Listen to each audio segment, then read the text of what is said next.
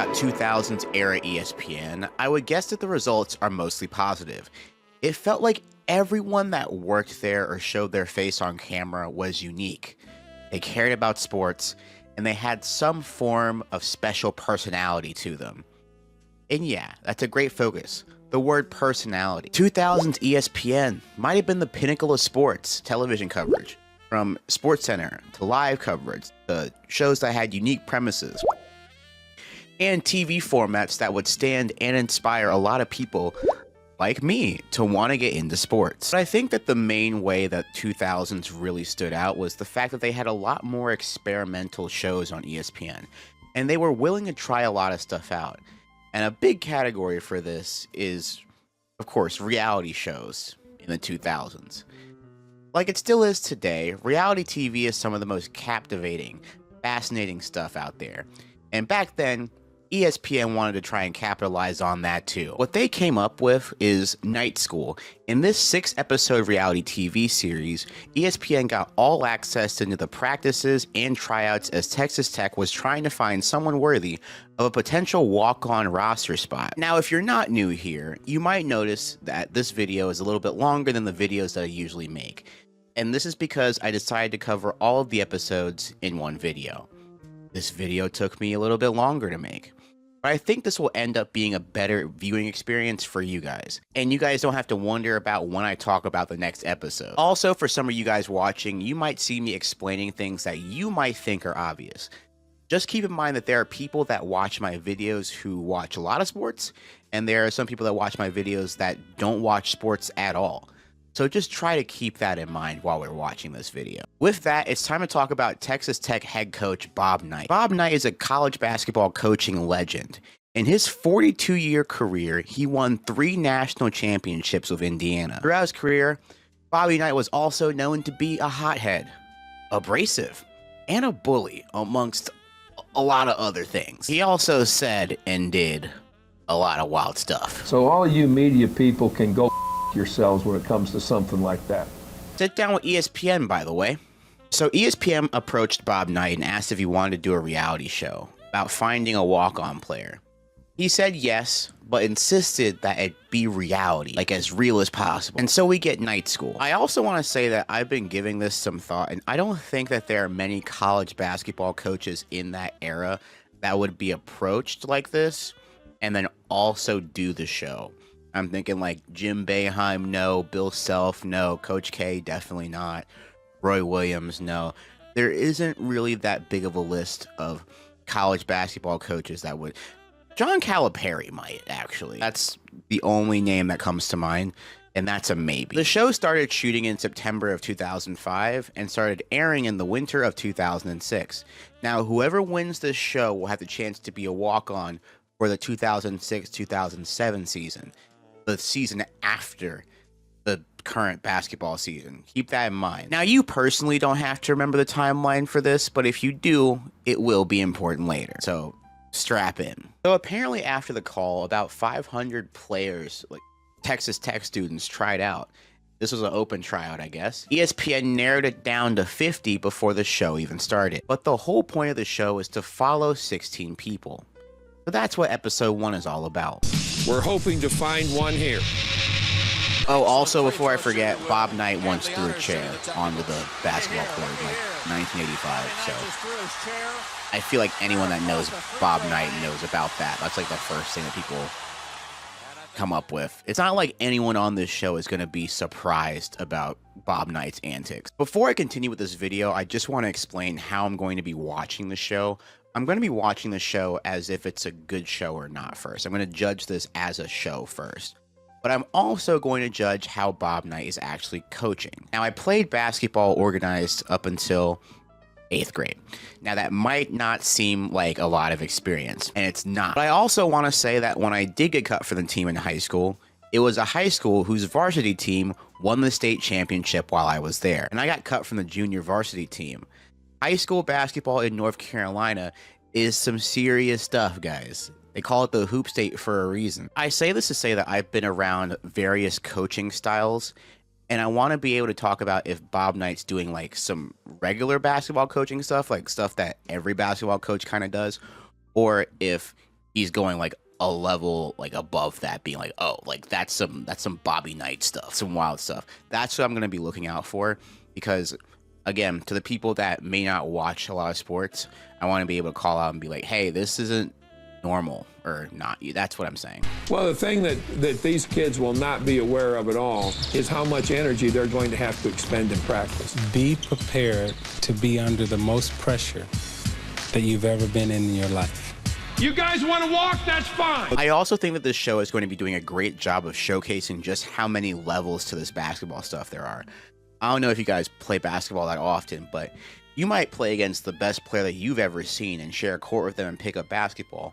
And you'd ask them, what level do you play? And they'd be like, oh, I play like Division II basketball. And you'd be like, what? You scored like every point on the court. There are levels to this basketball stuff, guys. Like, if you ever go to an NBA game and watch them warm up, that's basically the best shooters in the world, and they're all just basically robots. Like, they barely miss. But I feel like this tryout process is really going to weed out people that aren't good at basketball, or good enough at basketball. Yeah, so all the students show up to the gym and you instantly realize, like, the fashion is so 2006, bro. I'm pretty confident today. I think I can make the top 16. I tried out for this because I really think I have a chance of winning. I know I can score, I can jump and play defense. Try my best at whatever I do. Also, rule number one of basketball, guys, if you don't know, never judge anybody by their appearance. So I'm going to look at all these people at face value because I have no idea who's going to win right now. I'm writing the script as I go along. Anyway, Bob Knight walks in with so much aura that everybody goes silent. Talks to the team for the first time, and whatever you think the first rule is that he cares about, you're not going to guess it. You're not going to guess it. First of all, as far as you're concerned, it'd be a good idea for you guys to take your hats off. If you're going to attempt to play for me, that may be the first thing you ought to learn to do. All right? Now, anybody got earrings on? I don't want to see earrings. Any questions about that one? AJ, when he's taking off the earrings, was real quick and quiet about it. He was just like, I was like, oh, he caught you. Don't worry about it. So I was like, you ain't no star now, huh? Yeah, that's right. This is an old school program, baby. Again, Bob Knight's been coaching since like 1965. Also, keep in mind that this was back in the time when the 2000s, where people thought that wearing your hat a certain way, your earrings a certain way, indicated like being ghetto or being a hoodlum. Keep in mind that this show was shot like 2 months before the NBA implemented a dress code to combat how the players made the league look, and that happened after the Malice at the Palace in November of 2004. I'm not saying that those events are the reason that Bob Knight had this rule. In fact, this sounds exactly like the type of shit that Bob Knight would do. But I just wanted to explain what the world was like around that time. That NBA dress code's still around, by the way. It's just a little bit different now. But after a few more words of being like, you don't gotta be the best player, but you gotta be the player that plays Texas Tech basketball or whatever, they go get dressed, and then they have like 10 minutes of conditioning, and then after that they get divided up into 6 teams and start playing. Let's go. What the hell are we doing? There's only one guy you listen to out here. I don't give a damn who it is. If your mother comes in here, you gonna listen to your mother or to me? You. That's right. Now, what we have next is what I like to call a montage of some of the sloppiest basketball I've ever seen, and some of the most unintentional, funniest editing I've ever seen in a reality show. Let's go!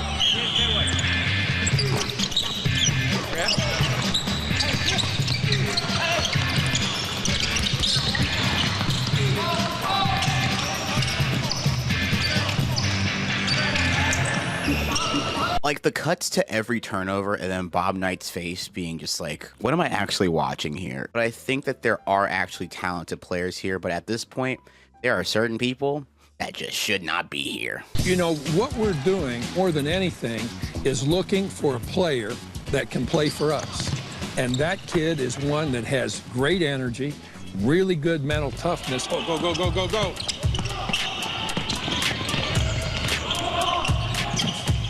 You see, like I was saying, number 4, you can just go home right now. Sayonara. And once again, when you realize that these are the 50 best players that were available, remember, we We started out with 500. Now, part of me thinks that ESPN showed some of these 50 in the same way like American Idol and America's Got Talent used to let some of the bad auditions through. Like it fun, yeah, baby. She bangs.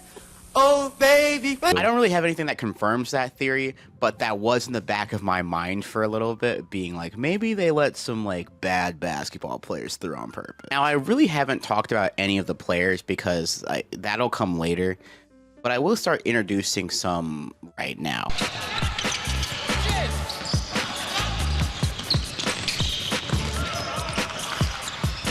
And looking at all the guys doing the drills and everything, and feel kind of embarrassed for some of these guys. You know, I'm like, they can't even dribble with their other hand. I felt very confident that I would make it very far.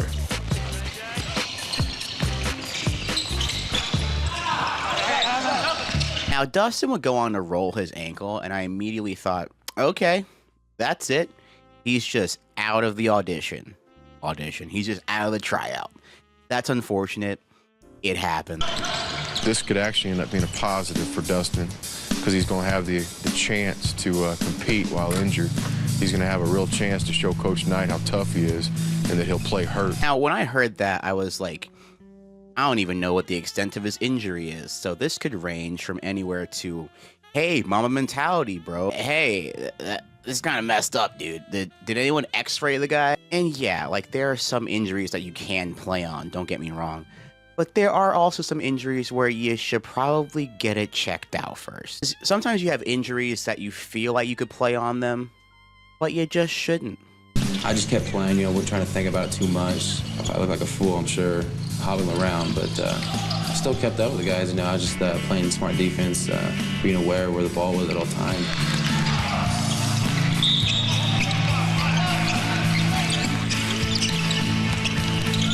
So he gets a lot of praise from the three coaches. And I'm just sitting here being like, I don't know, bro. I think you could just sit this one out if you wanted to. But on the other hand, I do understand the athlete mentality. I mean, one time in track, I fractured my hip on the first step. And I finished the race. Was it a smart decision? Absolutely not. But sometimes that competitive nature just kicks in. So after all of those scrimmages, the coaches all go in and compare notes and give out the numbers of players that they would eliminate. And it's not names. It's just jersey numbers. Because again, it's too many names to weed out right now. 50 players, I get it. Stu. 22. 22. What else? 32. 12. Hey, you know, I'm not a stenographer. You know, you give me 3, and then you see how long it takes me to put a little C down, and then you give me the next one. I thought your hands was a lot quicker. They used to be. All right, that's Chris's list. Pat. 4. So yeah, 4 was a goner. I could tell by the editing. I really couldn't make out anyone else's number, but I was like, yeah, 4 is destined to not be here. And again, this isn't a slight to anyone that would be on this show. I wouldn't make this either, but it was just so apparent. All right, so after some pretty funny deliberation, they bring all 50 kids back. I had to be the first one to see, and it was very exciting when I seen my name. Sucks. I mean, I have no regrets or reservations or anything. It was worth it. Chance of a lifetime. I'm just frustrated because I feel like I was better than some of the other guys that didn't get cut. I'm kind of shocked. I didn't think I was going to get cut this early. I thought I did better than that. Now, what I will give the show is that they interviewed a lot of players beforehand, and I was immediately like, oh yeah, these guys are definitely automatic inclusions, right? They want to save as much time as possible, but no, some of the people that they interviewed did get cut. So good on the show for keeping me guessing, for sure. All right, so before we continue, I just want to say that one of the big weaknesses of the show is that while there are 16 contestants, the show does not really introduce all of them at the same time properly. So I'm going to do that for you right now. Okay, the 16 participants here are Cody, Sean, Cody with a K. They'll refer to him as Cody with a K most of the time. Arvin, Tyler, Diego, Darion, and Dustin.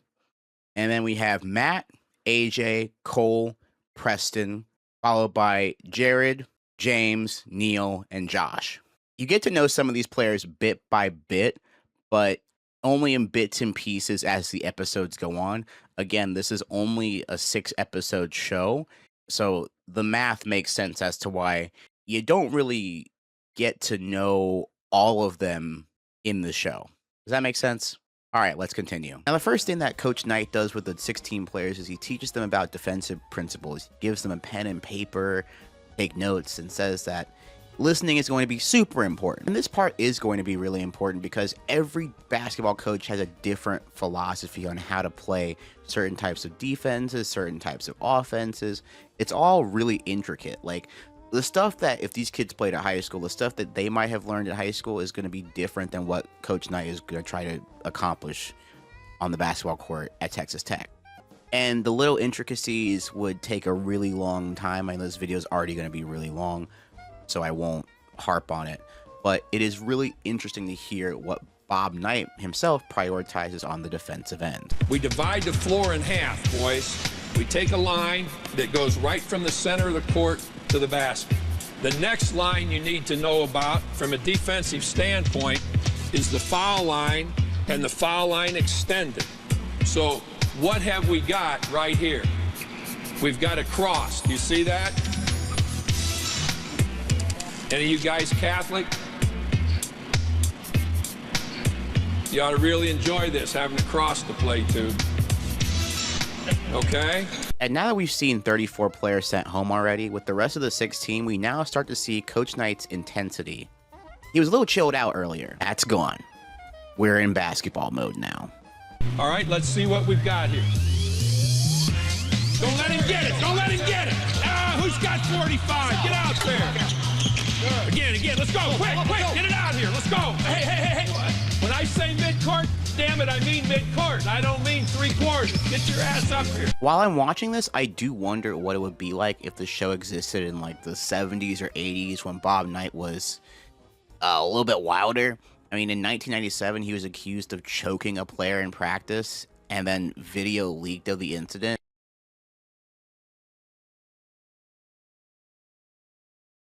It seems like Bob Knight knows that the cameras are on here and he can't do anything wild, but he still wants to showcase that coaching intensity. Now, there's one word I don't want to hear out here. What is it? I better hear help. Why the hell don't I want to hear help? We've been talking about help. You know what you should do when you answer? Make damn sure you know the answer. How's that? All right. And about the first, 10 minutes of him, instructing us on how to do everything, I was like, he knows a lot more than I've ever been taught. I was just amazed by, how he kind of simplifies it for you to understand in an easier manner than, if you try and read a book on how to play basketball. Defense, get up there! Get up there! Let's go! Go! Move! Dribbling over the top! So after a more intense practice than the first showing, it's revealed that all of these players will be living together. The coaches say that they want this to kind of simulate them gelling and getting together and coming together as a team. But the problem with that is that 15 of them are going to be eliminated. So that's why this doesn't really feel like a team thing. It just feels like an excuse to get them all under one roof so they can get some extra footage. This reminds me of that other show, 4th and Long, where players are trying to earn a spot on the Dallas Cowboys practice squad, and they have them living together as well, but they are also split by wide receivers and defensive backs. They're split into groups of 2. Well, basketball, it's really hard to do front court and back court, so I don't think that that's ideal. It's not really going to help here, but I do think that putting them all under one roof, it's an interesting idea, but I don't think it's going to have what the show is intending for it to have. There might be some tension eventually. People might get tired of each other, depending on how long, I guess, everyone's going to be here. Yeah, no, y'all ain't allowed in here. Y'all in there. It's huge. Oh, someone can sleep in here. Oh, my goodness. Oh, I know nobody put it on my bunk. No, sorry. We don't have controversy. Also, another thing I just thought about is, was this filmed before school started? Okay, I think filming started in September. So I found the Texas Tech academic calendar for that year, and I think it's during classes. So classes started on August 29th, and I think this show lasted for around 2 weeks. So yeah, I think this is during classes. So I meet 2 more students. We have Arvin, who is known to be a little bit of a talker already. Arvin's a whole nother character. I mean, he's got a mouth, and I mean, that's the first thing everybody noticed about him. I already told them my keys were there. We gonna have beef. Whoever got. I'm Persian, 5'11". When I walk on the court, I don't get respect. I'm used to that, but I will get your respect by the time I'm done with you. We also then meet Diego and Cody, both 5'9" point guards. Being from Mexico, the first thing that I started playing with was a soccer ball. I mean, I didn't have a basketball, but my dad made sure I had a soccer ball, though. Next thing you know, I'm dribbling the ball around and tossing it up there, and it just became my passion. Hey, Cody, you gonna shoot or what? First time I remember ever picking up a basketball when I was about 4 years old. My dad bought me a basketball for Christmas, and I've loved it ever since. Moving on to day 2. Coach Knight commends them on their good energy and then gives them a poem by Rudyard Kipling. He tells the students to read it and that they're going to talk about it tomorrow. Basketball homework. Damn. Want you all to take a copy of this. Once you read it, we're going to discuss it tomorrow morning before we work. We're here with 16. In this practice, we're going to cut down to 12. 4 of you will be cut from the team. Also today before practice, you have a special guest, Marcus Haynes, who Coach Knight considers one of the best dribblers of all time. And he's not wrong. Marcus Haynes is one of the most influential dribblers ever. He was doing stuff way back then that no one ever thought to do.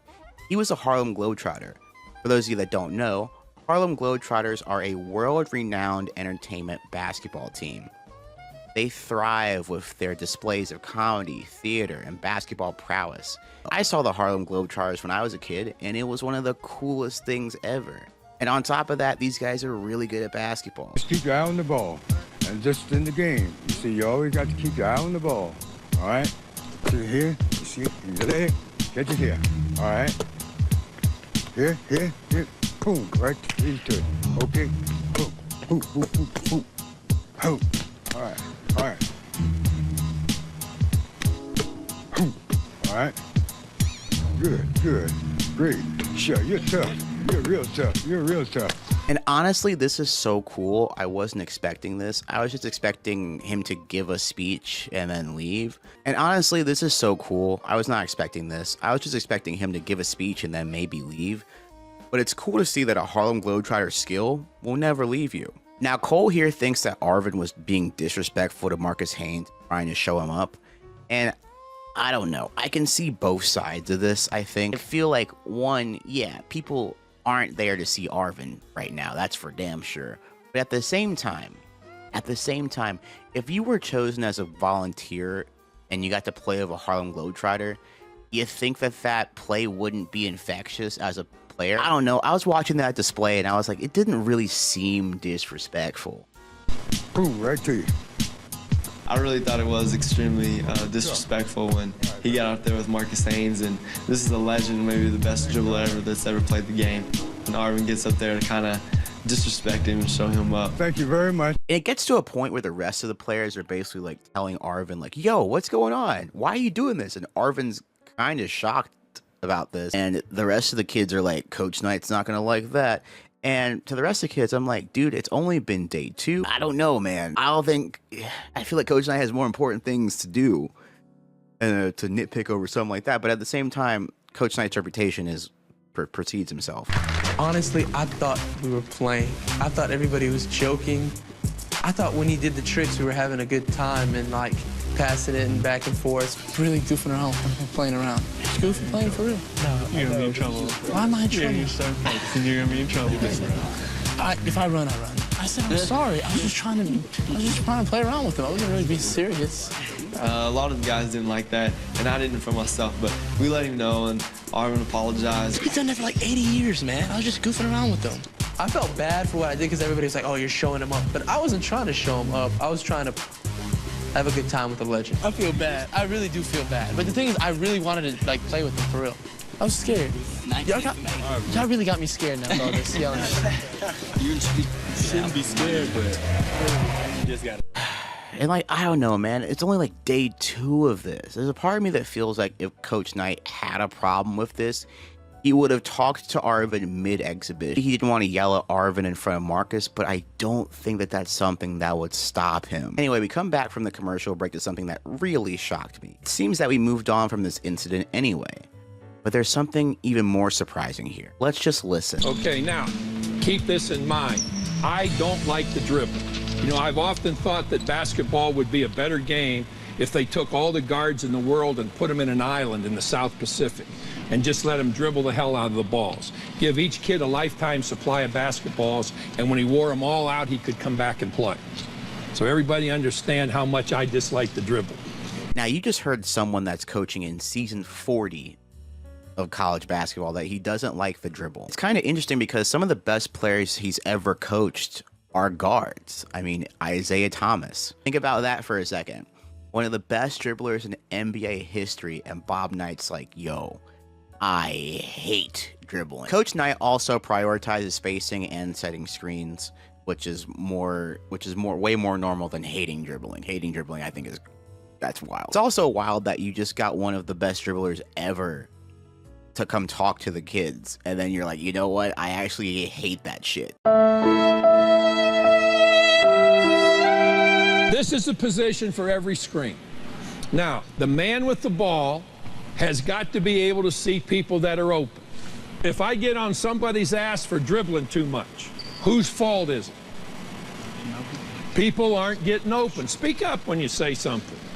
So working to get open is really important. Playing without the basketball is far better than playing with the ball. Now, what I'll say here is that Coach Knight is known as a master of the motion offense, which, you know, it's in the name. It involves a lot of motion. Whether you have the ball or don't have the ball on offense, you should be moving. And it makes sense why he kind of doesn't like dribbling that much, because in that kind of offense, it means that your offense might be actually stagnating. So after all that, we have them try to practice the motion offense, and then we get to see Arvin do this. Good help. I want you to think real hard in answering this question. You're out here playing, and I'm sitting on the bench coaching you, and you take that shot. Where do you think you'd be? Oh, no, I wouldn't want you by me. I'd get you as far the hell away from me as I could. You know, see where the hash mark is? And you see where Stu is? Yeah. I'd have your ass about 15 feet beyond Stu with that shot. Oh, okay, goddamn. Yeah, bro. No matter how you slice it, that's a terrible shot at any level. I understand that they're cutting 4 players after this one practice, so maybe that's an added pressure to show, like, what you can do well, but yeah, you gotta do better than that. Anyway, we're introduced to another player named Sean. Be ready, Darion, be ready. That's the way to get set for the shot. That's good, Sean. That's the way to get set. I'm a hustler player. I get a lot just off hustling, and I'd say probably the strongest part of my game is shooting. And honestly, that's not a bad skill set to have, especially when you're 5'8", because you're going to be going up against players way taller than you. If he makes it past this episode, I think I would root for him to go far. If you know that you're a hustle player already, that's not the bad thing. Like, knowing your role and what you can do in your role is a really important way to go far, instead of being the kid that thinks that they're better than they actually are. I'm sure the coaching staff loves this. Next up, it's time for more 5-on-5 play, and it's time for another Arvin special. That's the way you come back.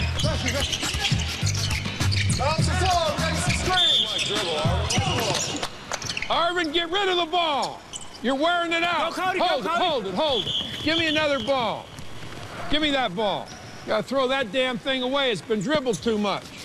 Every day I felt like Coach was getting into him. I'm sure it was my fault most of the time, but he embarrassed me in front of everybody. He said, well, Coach, I'm a point guard. I want the ball. I said, well, there are a hell of a lot of places you can go and have the ball, but this isn't one of them. Now, Arvin's really the only player that they lock in on for this part of the 5-on-5 segment, so I guess that they're drumming up to see if he gets kicked or not. I wouldn't be surprised either way. I just don't think he has the play style that they're looking for currently, right? I mean, they're trying to run the motion offense, and Arvin likes to dribble. It just isn't the same. It's not a good fit. And I think this episode is going to be a great way for us to see how the coaching staff actually thinks about these players. All right, Stu, what big guy would you pick? Richardson played well today, 51. Dustin was the best big kid out there. Dustin got hurt on the first night. You have a thought in the back of your head, is this a kid that's always getting hurt? You want a kid that's going to be durable. You roll your ankle on Tuesday, well, we need you in practice on Wednesday.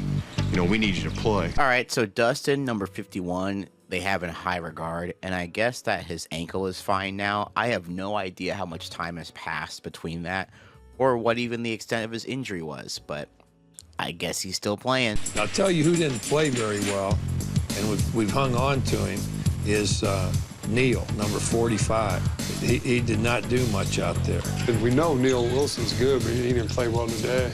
I could argue that every one of these big kids has a chance to win the whole thing. Of all the big guys, I think, for me, Preston Gramley didn't do as much as the others.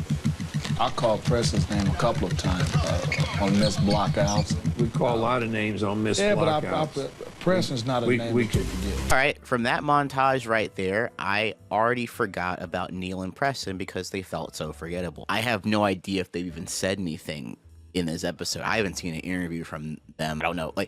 That's the thing, is that we've seen a lot of players talk, but we haven't seen everyone talk in this first episode. So I did have to go back and see that if I missed anything, but no, we have not heard anything from Neil or Preston today. I would cut number 3. He's an Allen. I just think he's talented, but the whole thing here is who can make our team. If we're out recruiting for you, Coach, and we see that kid, he dribbles too much. Yeah. As an athlete, 3 is doing more than 2 is. Yeah. So he's guarding guys, he's coming up with the ball. Did you cut 3, Pat? Yeah. I didn't cut. I liked it. Tough nose. He got up on the ball every time. You dribbled the ball, but after you got on him, he was looking to pass. That was a pain in the ass. So the main focus for this first episode is if they want to keep Arvin around, because even though he had some rough parts of practice, at least one of the coaches is still sticking up for him, being like, hey, he did listen to feedback, guys. He did listen to feedback. Is it too late for that? I have no idea. So after a long deliberation, it's now time for the elimination. Today I think I did disappoint him a little bit with dribbling the ball a little too much, wearing the hell out of the ball, but I don't know. Hopefully I showed him some of the things last session and this session. All right. Now time for the moment of truth, Coach Knight. Who are you getting rid of first? The 4 guys we're going to release are Preston, Sean, Jared. Wait a minute. Who are you?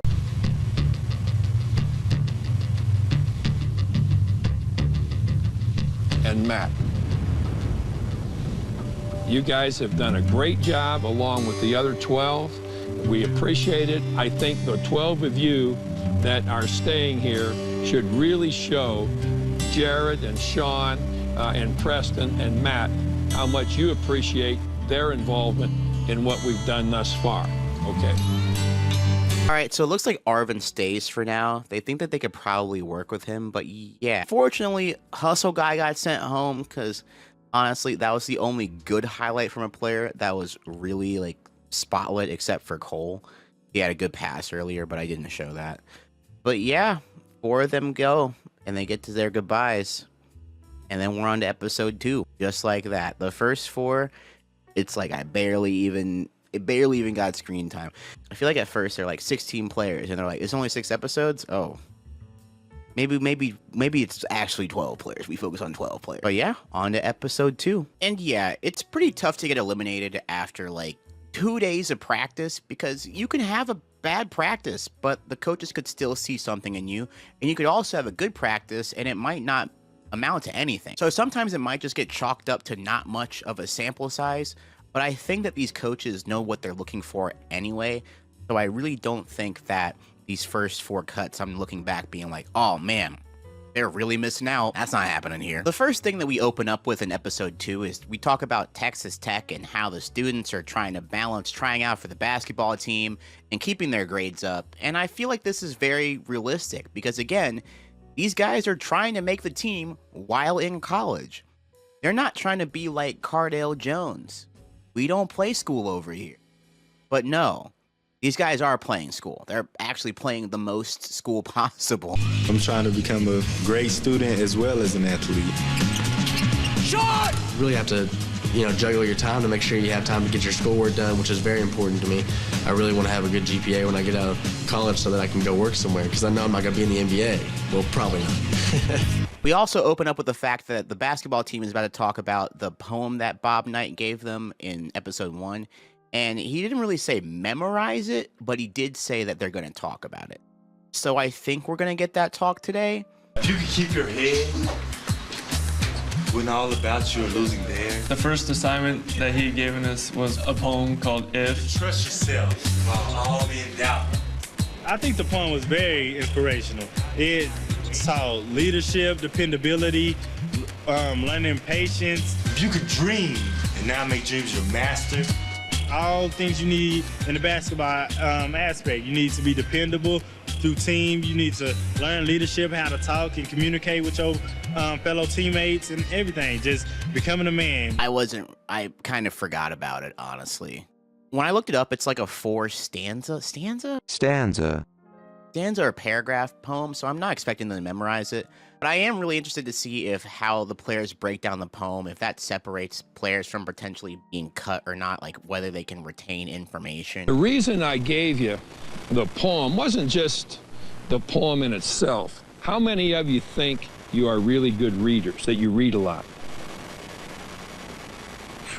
Reading gives you something that you can do all your life, that you can get something from. They don't really go in depth about the poem at all. They just kind of skim it. There hasn't felt like much production interference so far, but that one I was like, yeah, I feel like they were planning on talking about it, but they were just like, there's nothing here, dude. Next up is a shooting drill, and it's really interesting because we haven't really seen any of these players actually shoot that much, or even really give a vibe on who can actually shoot and who can't. Remember, this is basketball. You don't judge people on their appearance. Can't do that. You will get burned every time. And here's the thing also, is like you can make the basketball team if you're a bad shooter, if you're good at other quality. But I don't think Coach Knight likes those kinds of players like that, especially if they're a walk-on. Now, I'm not saying that the walk-on has to be a marksman, but I don't think that they're just gonna be like, okay, this guy can't shoot, but he can do everything else. Let's add him to the team. I don't think that that's what's happening either. Everybody must concentrate on the ball. That's the most important thing in the game. Dustin, the next shooter. Oh, we win! A guy that can't put the ball in the basket is going to have problems. And after the shooting drill, watching it, I don't know how many reps they got.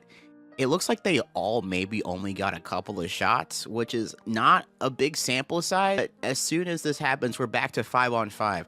I'm very curious about how much is actually being edited, how many reps are being shot. I wish that this show at least kept some stats.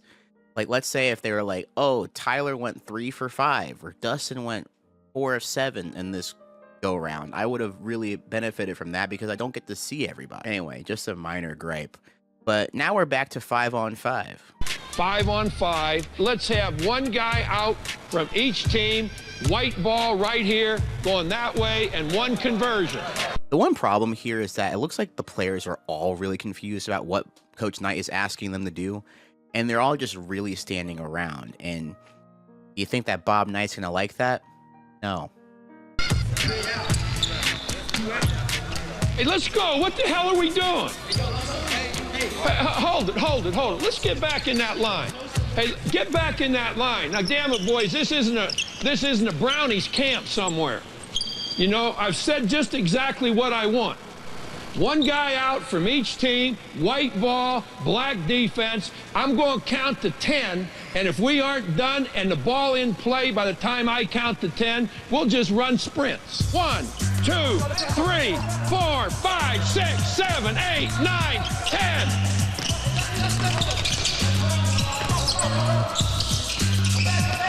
For those of you that haven't played organized sports before, just know that the worst thing you can do in any practice is just run. Punishment running is crazy. And here's the thing. You can do it in any sport. That's the crazy part. You can punishment run in any sport.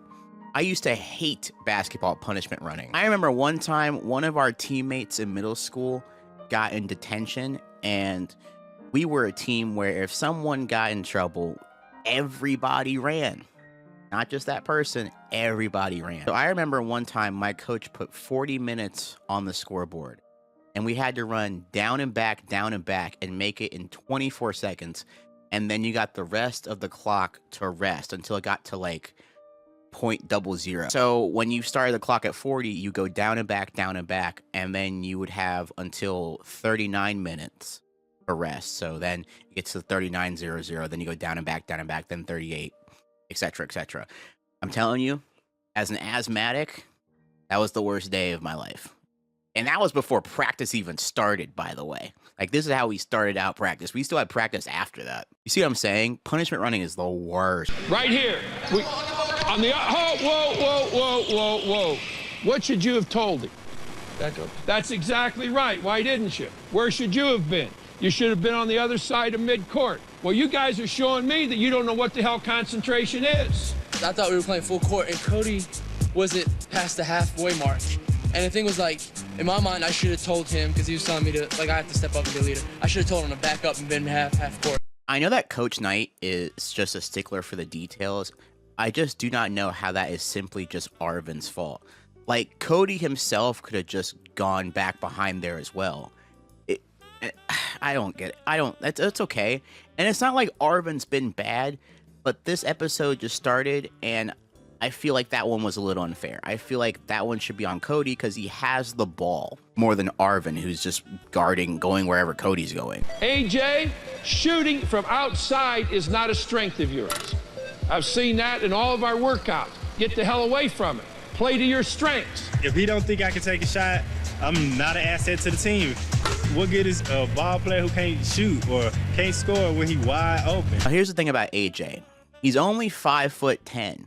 But if you're a 5'10" guard that can't shoot the ball, buddy, it's going to be really hard for you to find a place on the team. Like, I'm rooting for you, buddy, but if they come to that conclusion this quickly, not ideal. It's only like day 2 or 3 out here. And if they're like, bro, you can't shoot at all, even with AJ trying to take long shots and not being able to make them fall, the coaches do workshop with him, being like, dude, you're the best cutter here. Try to get to the basket or something like that. Play to your strengths. Lock. Lock out.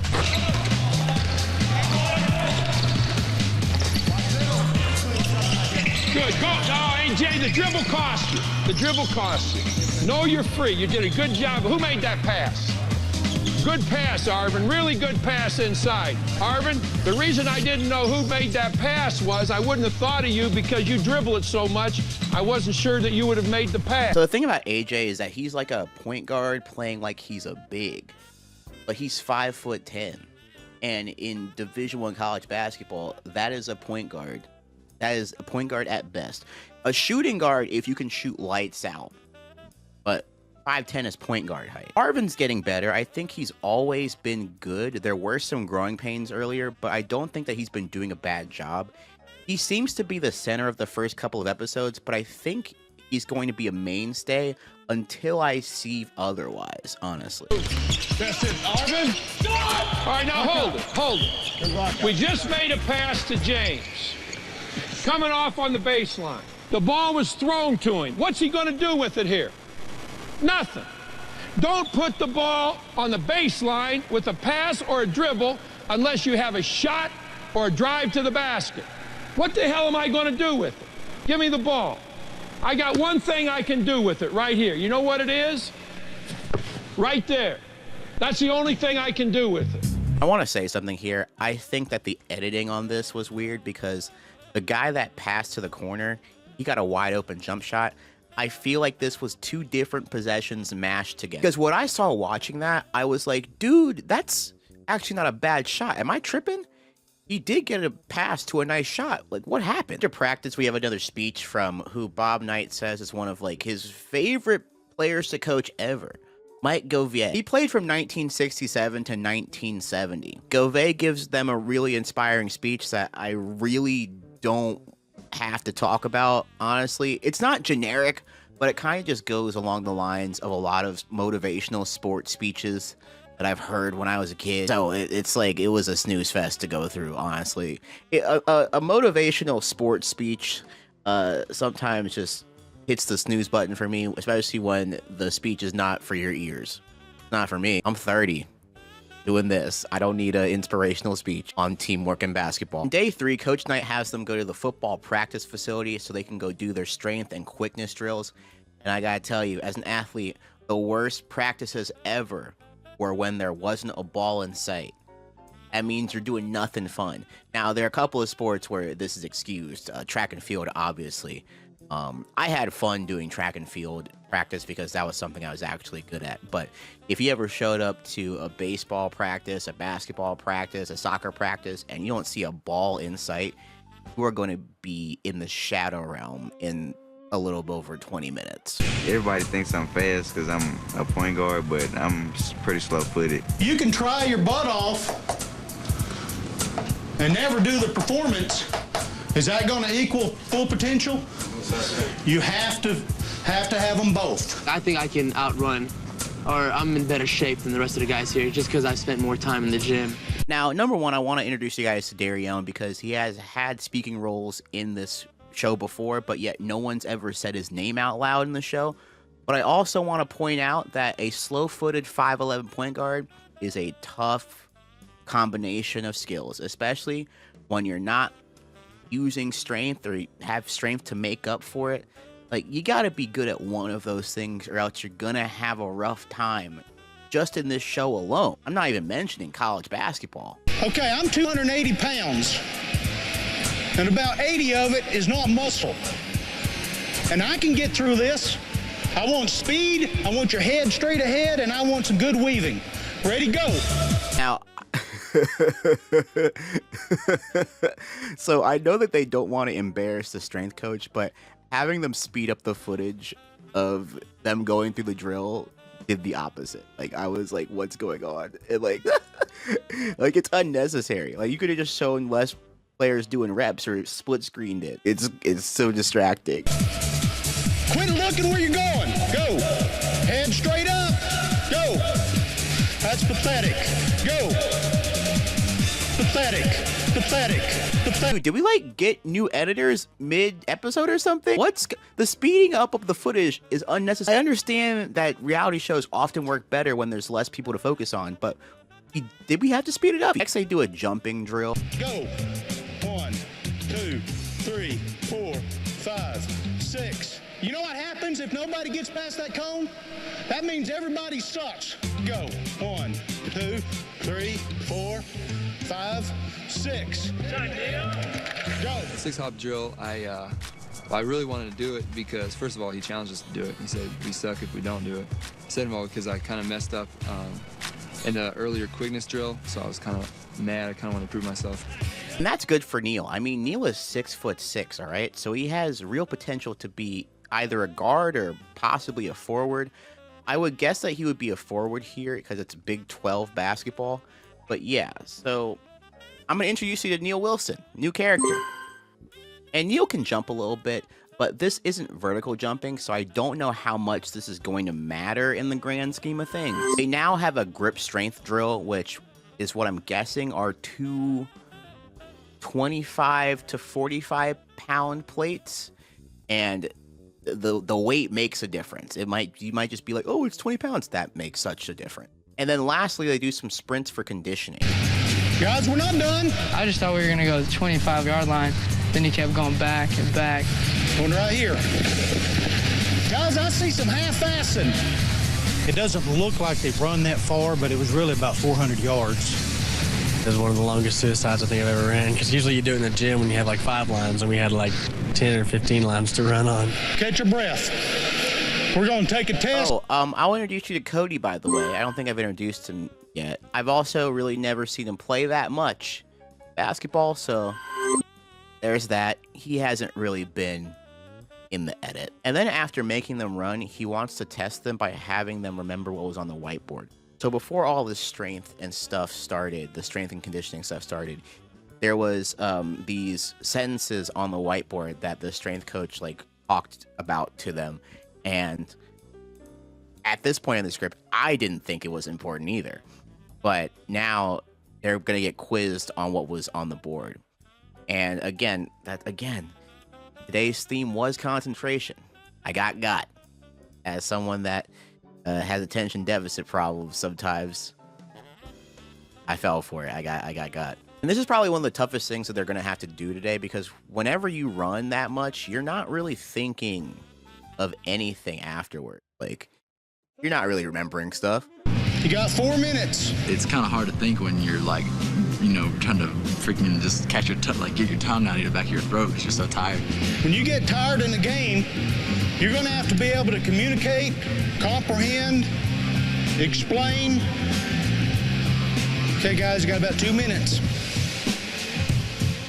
I was done. I was tired. When we had to take that test, I was so tired. I had to think, because coach is always talking about concentration, and that was the key part right there. And to run that suicide and then concentrate on that test. And this is a really interesting way to do it because the reasoning is sound. It makes sense. I think the surprise of it all is probably what's going to help or not help people. We don't really know at this point who scored what, and maybe it's addressed later in the episode, but yeah.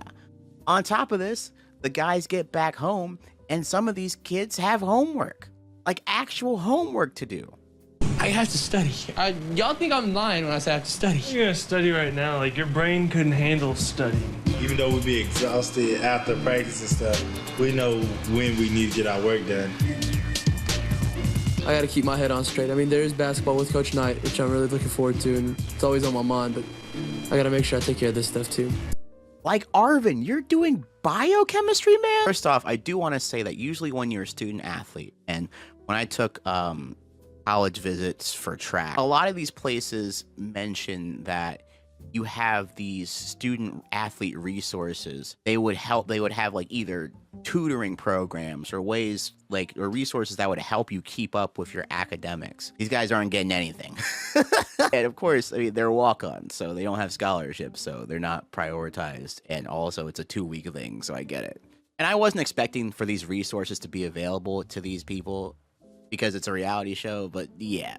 He's learning biochemistry, man. For those of you that don't know, like, where I went to college, University of Maryland, like, the chemistry stuff was one of the toughest classes. I knew about how hard some of the chemistry classes were, and I was a broadcast journalism major. Think about that. Arvin studies so hard that he falls asleep on the couch. That's peak exhaustion, dude. I'm gonna be thinking about sleeping, but I'm gonna hopefully finish out this stuff and then hit the sack, because I'm sure we got another big day. He's got some stuff planned for us. I'm sure there's new surprises every day. All right, so after that next day, Coach Knight comes in and talks about the importance of physical and mental conditioning. And if the players think that they're out of the woods on that, then they are so incorrect, bro. You're not gonna guess who shows up next. I'll give you a few. You're not gonna guess it. Let's just roll the clip.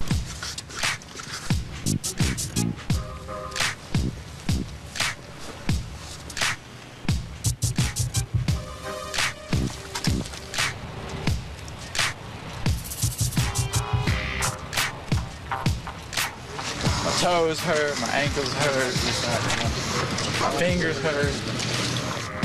This is gonna smoke their ass, dude. When I come outside and I see guys in the military outfits and uniforms, I'm thinking this is going to be a competition that I'm going to like to compete in. Yeah, hey guys, so we have the ROTC here. And for those of you that don't know what that is, it's a program that a lot of colleges have. Some high schools even have junior versions of it, where you can train to become a commissioned officer in the military while you're at college. So I don't know who these guys are, but I think that these are also in college, I think. My name's Cadet Dieter here at Texas Tech. I'm in ROTC. We set up an orienteering course for you today. What are we doing? There's going to be various locations stationed all over the campus. At each location that you go to, there'll be a series of events. No one knew that we were going to be doing some ROTC training. These will be set to standards that you have to complete. That's funny. Good joke, guys. You're going to be timed. This is a timed event. Y'all got that? Yes, sir. So in the 97-degree heat, we now have the 12 players split into 4 teams of 3, and they have to compete together and do certain tasks. Come on, keep those front hands down. Look where you're going. Push it out. Block it out. Oh, man. A little harder than I thought. On my team was Cody, Darian, and myself. And we just made sure we kept encouraging each other. Come on, guys. Get up! Diego, get off! I definitely don't ever want to be the weakest link, so if we have a weak link, I'd like to encourage him and try and get him as strong as the rest of us. Come on, Diego. Get up. Let's go. And look, I like Diego. He seems like a nice kid, but I feel like this physical conditioning is whooping his shit. And honestly, I could see him going home. Gentlemen, I'm pretty tired right now, but we got teammates pushing me and we're pushing them, and we'll get through it. You have 1 minute to complete. A little tired. It's a lot of hard work, more than I expected to do today. And then there's Tyler right there. He's a 6'6" forward, and the conditions are also whooping him. Arvin seems to be having a great time because he has mentioned that he does lift weights and stuff, like as more of a routine thing. Even before all this basketball stuff, he's like, no, I'd be in the gym lifting. So I will say, this kind of regiment that they're doing is going to be hard for anybody that doesn't work out consistently or physical fitness. And even still, going to be hard to finish these drills. I got an 80-pound rucksack. This thing is not going to be easy to take up. They will be smoked when they get up there. They will be smoked when they get back down. You must run up and down 12 flights of stairs while wearing these 80-pound rucksacks. And I'm going to be so for real, dude. I'd quit right here. Being a walk-on, not worth all of this. I would just play school. I understand why they would have to do this, but dang, it gets to a point where some of them can barely even walk up the stairs. And actually, no, I'm gonna scratch that. It gets to a point where all of them can barely walk up the stairs. Like, they're carrying like 85 pounds on their back and having to walk up the stairs. Keep in mind, this is the day after they just did all the strength and conditioning drills. And to top it all off, they have to run from that previous station to the football field. And I don't know how long of a run that is, but seeing how sweaty they are, I cannot imagine that it's close. And after all of that, Coach Knight brings them to the gym, have them play basketball. What the hell, dude? Whoa. Oh, bro. I would have quit so many times already, bro. When somebody's down and tired, who's going to do what they're supposed to do when they don't want to do it and when they can't think and they don't want to push themselves to the next limit? You guys are letting being tired dictate how you play. You guys are drifting too much. Hey, you guys got to make a rectal deposit with tired. Let's go. Let's go. You got to play. You got to suck it up. And I know that James has been really good in these quotes and interviews, but he is having a rough go of the entire day, dude. Cody against Cody. What do you got, James? Passing lane, Cody. Good pass. Oh, make that. We got to make that bucket. Back out on top again. James, going through a lot of histrionics when you miss a shot doesn't do anybody any good. Sometimes when you're tired, it's hard to do the stuff you're supposed to do, but that kind of shows who's the better player and who's not. And James isn't the only one dealing with this kind of stuff. Like, everyone's going through it a little bit. See who want to play. You guys want to walk? That's fine. No, give it to White. Darion, you cost your team the ball. I was just so cramped up from the stuff that we did before. And it kind of carried over when we started playing basketball, and that really hurt me. Good pass. Everybody's just going as hard as they can, man. We're just trying to prove ourselves. After this practice, the coaches have to go and convene and see who to cut, judging them off of, like, the 10 minutes of the most tired basketball they've ever been in their life. I don't know. It's probably longer than that, but that's what it felt like. It only felt like 10 minutes or so.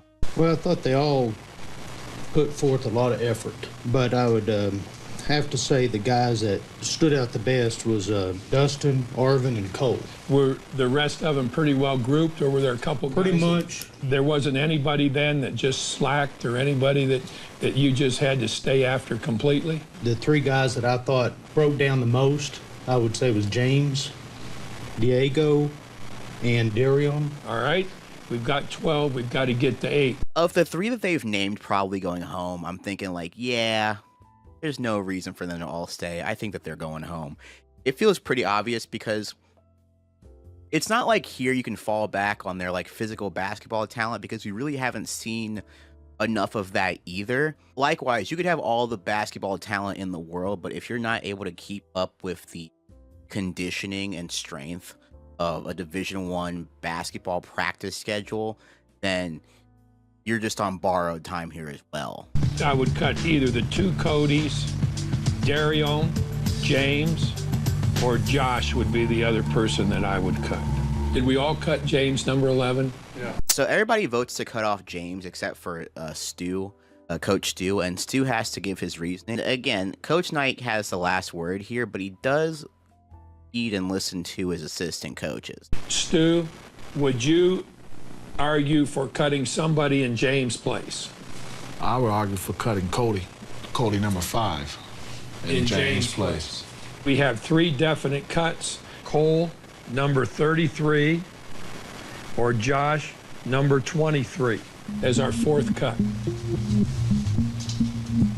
Now, I'm really confused as to why Cole is on the chopping block here because nothing has indicated that he should be cut right now. The strength coach just said that he was one of the more impressive of the 3. So I'm wondering what exactly I'm not seeing right now or what I haven't really seen. I haven't really seen anything bad from him. I'm really worried about going to elimination, so hopefully it'll end up okay. And I'm sorry, James, but you're going to have to just pack your bags early. Like, usually reality shows have, like, a aura of suspense for things like this, and they just have not done that for you at all. They haven't even tried. I know you're going home, bro. Nobody stands out in this whole category of doing what has to be done by recognizing the situation and reacting to it. In our next countdown, that's going to be the most important thing for the 8 players that we retain. All right, we're at the final 4 cuts to get it down to 8 players. Who's going home, Coach? James.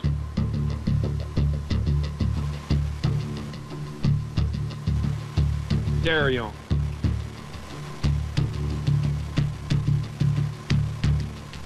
Diego. And Josh. The 8 we are retaining have got a lot of work to show us somebody that gets beyond everybody else. Okay, fellas. Thanks. Congratulations. And yeah, I think these 4 are valid. It would be really weird if Cole went home. I think Cole did really good this episode. We didn't get to really see that much basketball from Josh, but I'm guessing that he was just such a non-factor in terms of standing out that they just decided to send him home anyway. He's a bigger dude, and I think that they have better bigs, like whether it's Dustin or Tyler or Neil. So yeah, not disappointed in anybody going home this episode. And these are always unfortunate, but yeah. That fatigue definitely came into play with me, man.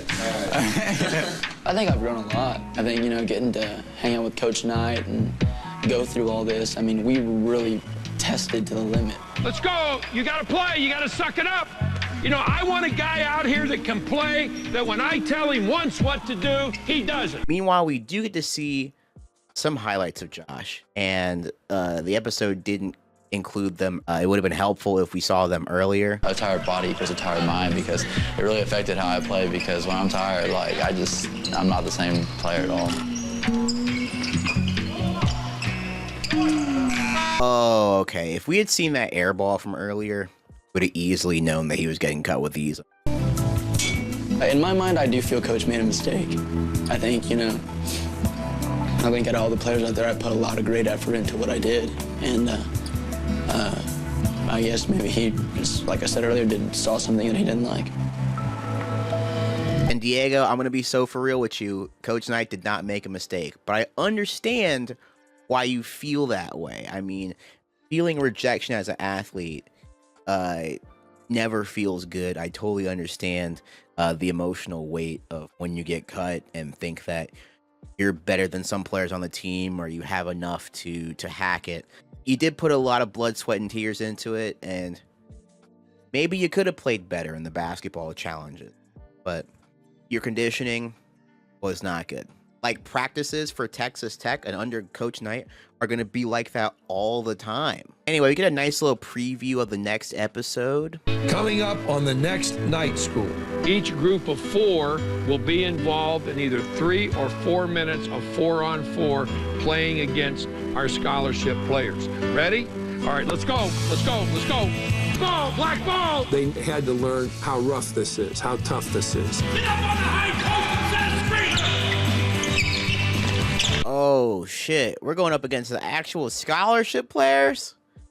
Oh, man. I was expecting the scholarship players to be like an episode 5 or 6 thing, but that's episode 3? Whew. Okay, if you don't go across heel toe, I'm going to stop you, I'm going to jump your ass, and then I'm going to penalize you.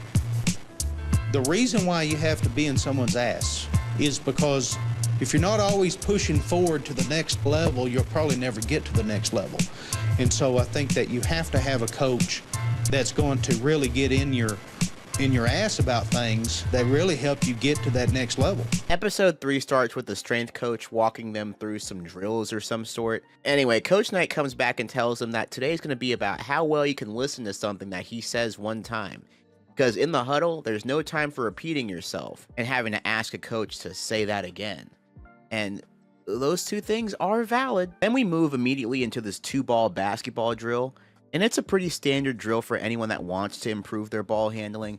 And I do like that Coach Knight is not giving these guys that complicated of drills. And when I say that, I mean that in college basketball, NBA basketball, he could definitely ramp up the difficulty of these drills if he wanted to. And I think that he's doing a great job of increasing the drills incrementally in such a way.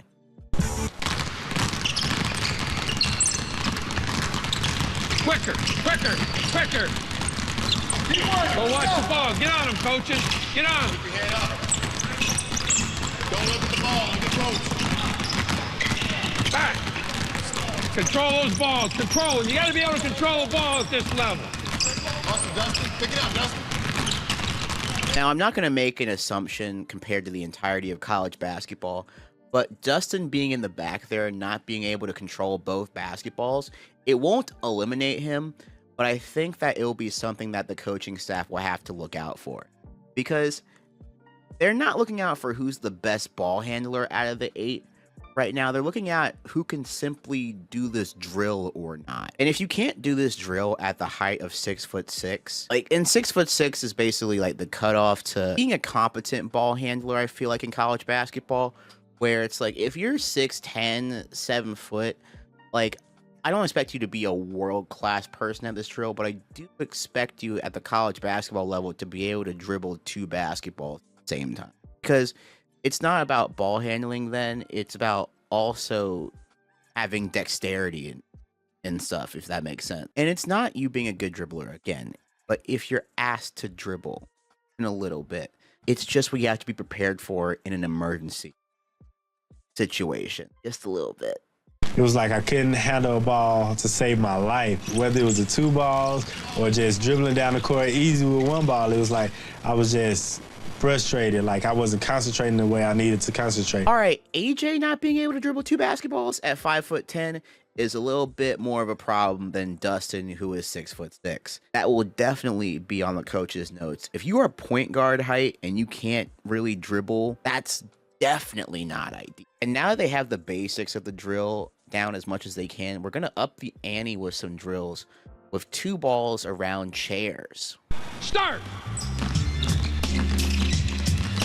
Hold it, already. What did I say? I said go to the outside. You hurt your team if you don't listen, Arvin. You got to pay attention to what the hell I'm talking about. Anybody else not understand that? You're the only guy, Arvin, out of 8 that didn't understand it. I guess was not paying attention. Because I can do all the drills, everything he does. I've done them all before, worked them all out, but I was just real frustrated that I wasn't doing them the way he wanted me to do them. If the player continually shows a lack of understanding or recognition, then I think this is a player that you discard. This is a player that you release. Now, I'm usually sympathetic to Arvin because he's had an interesting time in this entire tryout and everything, but that one was plain as day. He really told you to go outside. Now, Arvin could have meant that he thought outside meant just outside of the chairs, but I think that that's a big stretch. And he just concluded incorrectly, got that completely wrong. You gotta listen, bro. It seems to me it's getting more and more intense because he's got to get that way. He's got to get into our heads, and if you don't do something right or if you mess up and don't get back up and go again, then he's going to let you know. Now, the thing about night school here is that they don't really tell you who's remaining. So according to my notes, the 8 players that are left are Cody, also Cody with a K, Arvin, Tyler, Dustin, AJ, Cole, and Neil. All right. Those are who I have left. The next drill is going to be about defending, where they're going to have their hands behind their back, which is going to see how well they can shuffle their feet in a defensive stance. And they did a little bit of shuffle work in the previous episode, but that wasn't the main focus. Start! You're crossing your feet, Tyler! Slide, slide, slide! Get your butt down, Neil! Get your butt down! You're like a rabbit taking a dump in the woods, Neil! Get your head up and your butt down! So yeah, Neil is number 45 there, and that's not exactly how you're supposed to do the drill. Your feet aren't supposed to cross or like touch each other. You're supposed to like stay in your stance, stay low to the ball. So yeah, not a great rep by him. The next drill is one of my personal least favorite that I've ever had to do in some capacity, and it's just a loose ball drill where the coach will just roll the ball somewhere and you gotta race someone to like dive for it and go get it. You're expected to dive, by the way. You can't just like pick it up even if you're super fast about it, because someone else will dive at your leg. Now, diving for a basketball is something that's been taught for years, decades even, across all levels. And it's seen as a form of hustle, seen as a form of hard work, high competitiveness. I also see it as something that's just dangerous in some aspects, because there really isn't a proper way or technique to do it. So it's often led to mixed results over the years, because the players diving aren't really thinking about the position of the other player. They're just thinking about the ball, you know, the way they were trained and coached to do. Westbrook trying to keep it alive, and he gets bailed out by a foul by Patrick Beverly. Get it! Next two! Get it! Hey, get the hell out of there, Cody! Next two! Get it! Next two! Get out of there! Get it! Next two! Get out of there! Next! Go get it! Get out of there! Get out of there!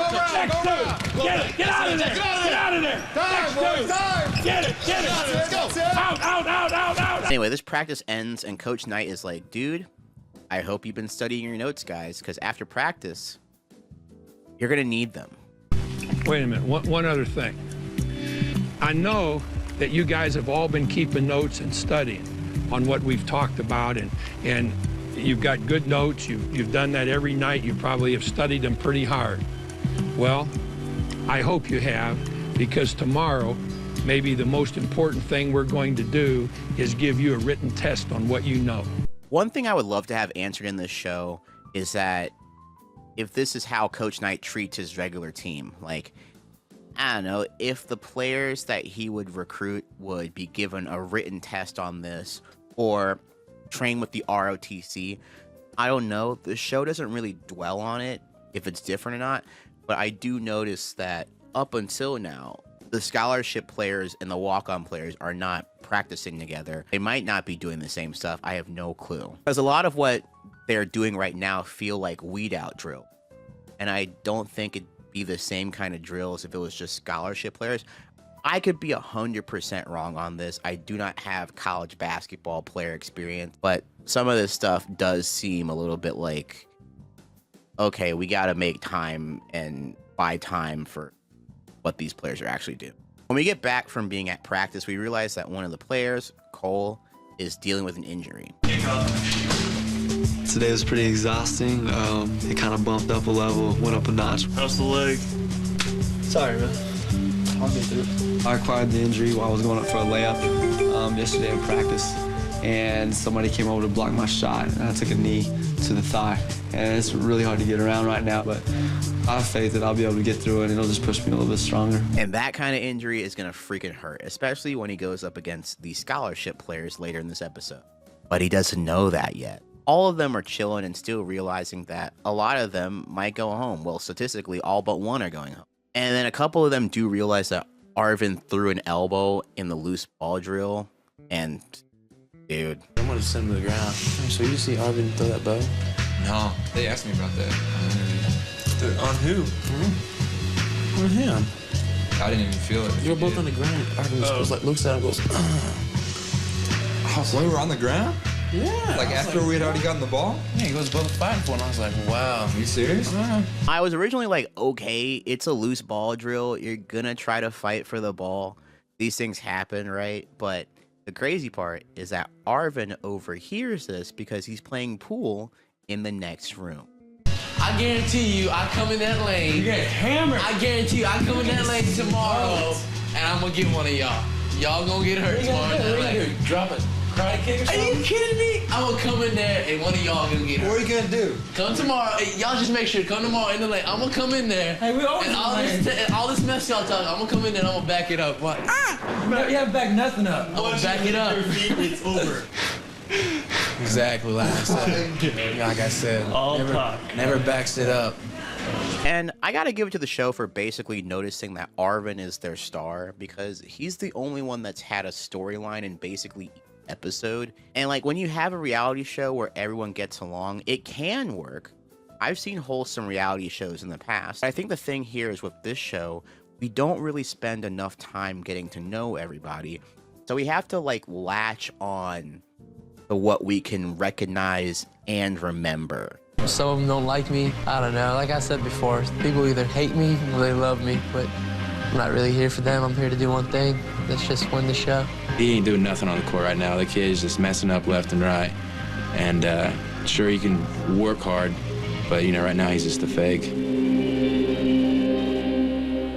The next day, the strength coach decides that it's imperative that he warms the players' brains up before the written test with like a brain teaser. I don't know, man. Whatever. This is what you cannot do. You cannot move backwards, move around someone facing the same way you are, or make any move which involves two people moving at once. So basically, we're gonna have the people in the black jerseys facing this direction, the players in the white facing this direction. Let's come up here. So I'm going to try to explain this as best as I can. This is going to be a team exercise, and there are going to be people on the right side and the people on the left side, and the people on each side have to end up on the other side, but there's like a couple of rules, and it's like what they can and can't do, and they got to work together and figure it out. I don't know, man. This isn't really important. Wanted them to stay competitive, even though we weren't doing something that was basketball. Come on. Go. And number three, what I was looking for was for them to work as a team. Turn around. Turn. We're done, sir. That took too long. 42 seconds. That's pretty good. I understand the attempt and the reasoning and the rationale, but I think this was a time. I was like, man, this is seriously a waste of my time. I don't think this is gonna make me a better athlete. I don't feel any smarter. I think Dustin's attitude was basically him trying to think too much. He's thinking this is not going to help me any, but you know, it really did have something to do with him because people were watching how he responded. I mean, yeah, look, that's what I just said, Dustin. And I understand that everything is under evaluation here, but some of these things are kind of funny. Do you guys give up? No. Coach has coached for 40 years. He's won 3 national titles. There's no way that they can understand everything he's going to be throwing at them. And so they don't need to come into the workouts with the mindset that they're going to pick and choose what's important and what's not important. What you got to understand is this may seem like a little childish, but you make the team. Coach Knight's your coach. You going to trust him? Yes, sir. That's it. Good job, guys. It feels like some of these things where it's like Coach Knight was like to the strength coach, hey, just like stall for time a little bit. I'm trying to coach the actual basketball team here. All right, we then switch over to Coach Knight, who is fishing with his grandson, and I'm gonna be for real. I don't know what there is to do in Lubbock, Texas, but that sounds right up Texas's alley. They then have his wife on to talk about how he's a family man and stuff. You hope it doesn't what? Poop. Like last time I saw it poop. The problem is the perception in the media. You know, that he yells at everybody, that he yells at the referees. And that's about 2% of what goes on. You gotta hold him. With his tongue like that? Yeah, just that is he's heavier now, so get your thumb way down in it. Now let's see if you can make it somersault. Right out there. I did more than one somersault. Not bad, that's a triple header. Yeah. Now, am I gonna speak and talk about this show like I was there, like I'm an expert or authority figure on this. No. But I do feel like I understand maybe why Coach Knight did a show like this near the end of his career. For a long time, all the media and maybe a lot of fans knew about him was that he was a good coach, but kind of abrasive, an intense coach, a dick. Now, a lot of times basketball coaches can be intense. That's not out of the blue. But I think that where Bobby Knight stands out is that he's really the face of the coach that was known to take things too far. Like in the basketball sense, like that's the top answer almost every time. Whether it be the choking incident that happened in 1997, which instilled a no tolerance policy for the rest of his time in Indiana, to then being fired a couple of years later for breaking that no tolerance policy. There's a really good beef history made by Clara from Secret Base on that. I'll have that in the description. Feel free to watch that after the rest of this video, of course. Part of me feels like the show was seen as an opportunity to both either help the program and Texas Tech basketball get some attention, being like, look at me, look at Texas Tech, we have a reality show. ESPN's cool with us. Because again, at the time, being cool with ESPN was cool back then. And I wasn't expecting this reality show to spend any time highlighting the negative aspects of Bobby Knight's career, because I would feel like there'd be no way he'd agree to this, especially given how he's treated the media over the years, especially the media that calls out the stuff about him. But there's a lot of stuff after this show that also disproves my theory, because after retiring as a coach in 2008, ESPN actually hired Knight as a studio analyst and a color commentator, and that went on for 7 years. Was that tenure controversy free? Hey, sit down, boys! Hey! Hey, son! Not this time. Nope. Was his life after ESPN controversy free? Nope. And the reason why I'm bringing up this stuff is because you're not going to watch Night School and truly understand every side of Bob Knight. In a review of the show on the Fort Worth Star-Telegram, they actually describe the show as one where Knight knows that the cameras are on, like all the time. To give an example of the other end of the Bob Knight temper spectrum, here is a 1991 leaked audio of him at halftime against Purdue. Want to play, then I'm getting the fuck out of here. I mean, if you're not going to recover Greg Graham, if you're just going to let him drive by you, if the rest of you are going to let him catch the ball outside the 3-second lane and drive all the way in here without one guy challenging him, then I'm leaving and you fucking guys will run till you can't even suffer. Now, I'm tired of this shit. I'm sick and fucking tired of an 8-10 record. I will say that a basketball coach cursing at his players is pretty normal, but this is not the Bob Knight that you're currently watching on Night School. Does this make sense? Am I making sense to you guys? I hope I am. Anyway, let's get back to the show. So the guys are getting ready for their tests, and we realize that some people have been taking way more notes than others. If it's above the free throw line, step 1 foot to your man. Below, step 1 foot to the ball side. Ball side. I have to be the dumbest out of all of us when it comes to this. Some guys, when they got the notebook, they just wrote in it kind of the first day when we were in front of coach, but after that, they didn't really write anything, and they just, like, pretty much forgot about it. I never took notes. I was more concerned with the ball. Like, give me the ball and let me show you what I can do. But then when he's going to ask me, like, a written test, I'm like, golly. Now, Arvin, I'm kind of surprised about this from you because you do take biochemistry. Like, you of all people should know the importance of writing stuff down. And I understand that you might be more concerned with letting your basketball play shine, but this has been a show with, like, multiple written aspects already. Like, he handed you a poem on day one. All right. After this, the coaching staff comes in and tells them that this time around, they're only going to be cutting 2 players, which makes sense. This is a 6-episode show, and it'd be really weird if they eliminated 4 players again. Also, they have 5 minutes to do 12 questions, so I'm guessing that these are simple, like, 1-sentence basketball questions or something. I don't know. It doesn't look like multiple choice. I think that was the first time I've ever felt like I was dumb. I was legitimately dumb.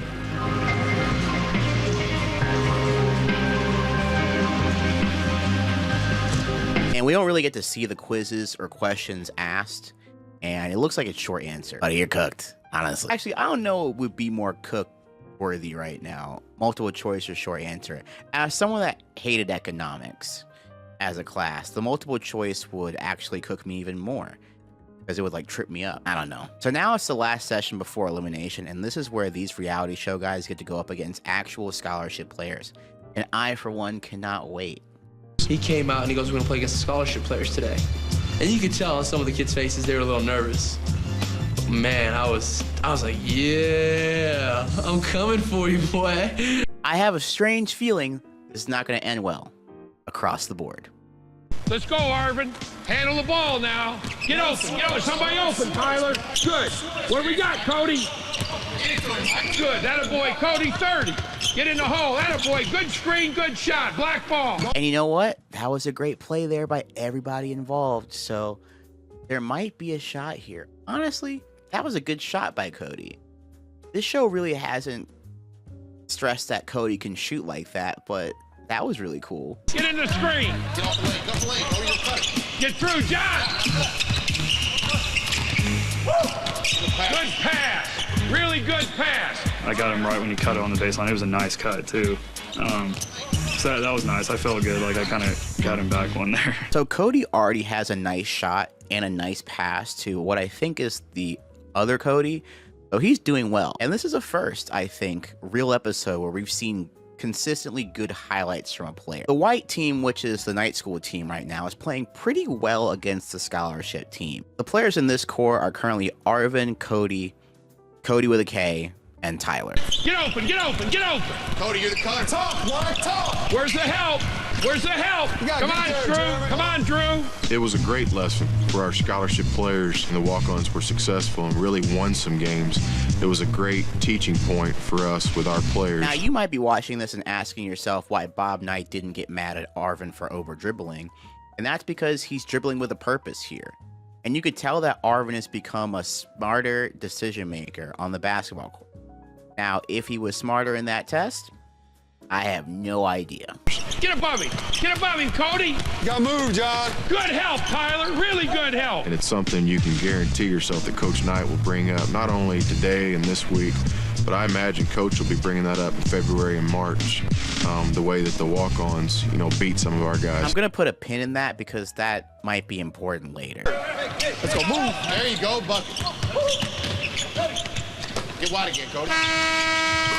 Oh, attaboy. Good screen, good shot. When we were walking off the court, all I could do is just, grin because we just got done playing against Big 12 players, and, we played good against them. Yeah.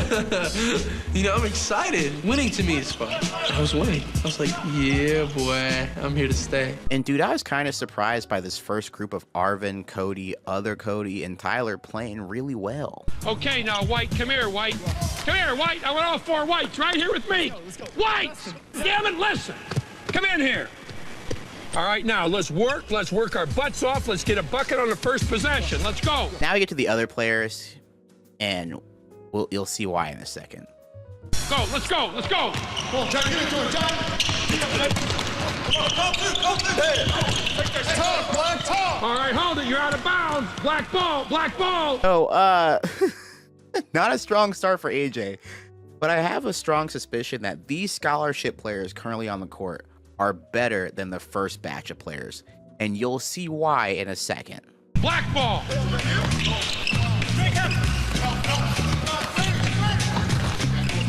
White ball, white. Come on, Cole. Screen, AJ, screen. Get somebody open. Set it up, Neil.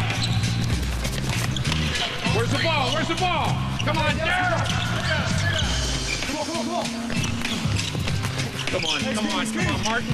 Hey, good, Jay. Get it, Bobby, Martin. All right, so he says, good job, Jay, and I think the person he's referring to is Jarius Jackson. That season, Jarius Jackson averaged 20 points, like 20 points per game. So that's a lot. That's a lot, especially in college basketball.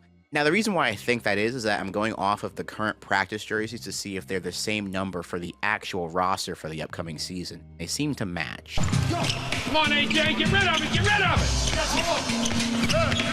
They're going to be all over you. This isn't like playing in the Euro League, AJ. I think I could have done better in terms of taking care of the ball. I think I could have done better in a lot of stuff. I mean, AJ is going through it because he's 5'10". Keep in mind that the shortest person that would play for Texas Tech in that upcoming season was 6'1". Because again, whoever won the show had a chance to try out for the 2006-2007 season. So keep that in mind. Tanner, get the hell away from the sideline!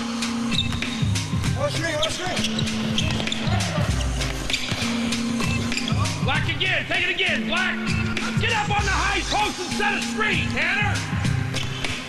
Let's go, get into it, AJ, get into it!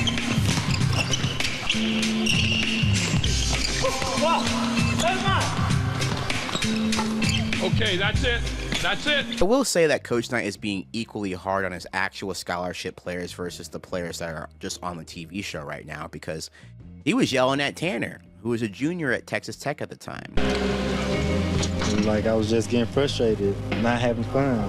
Coming out trying to be too focused, not playing like I can play.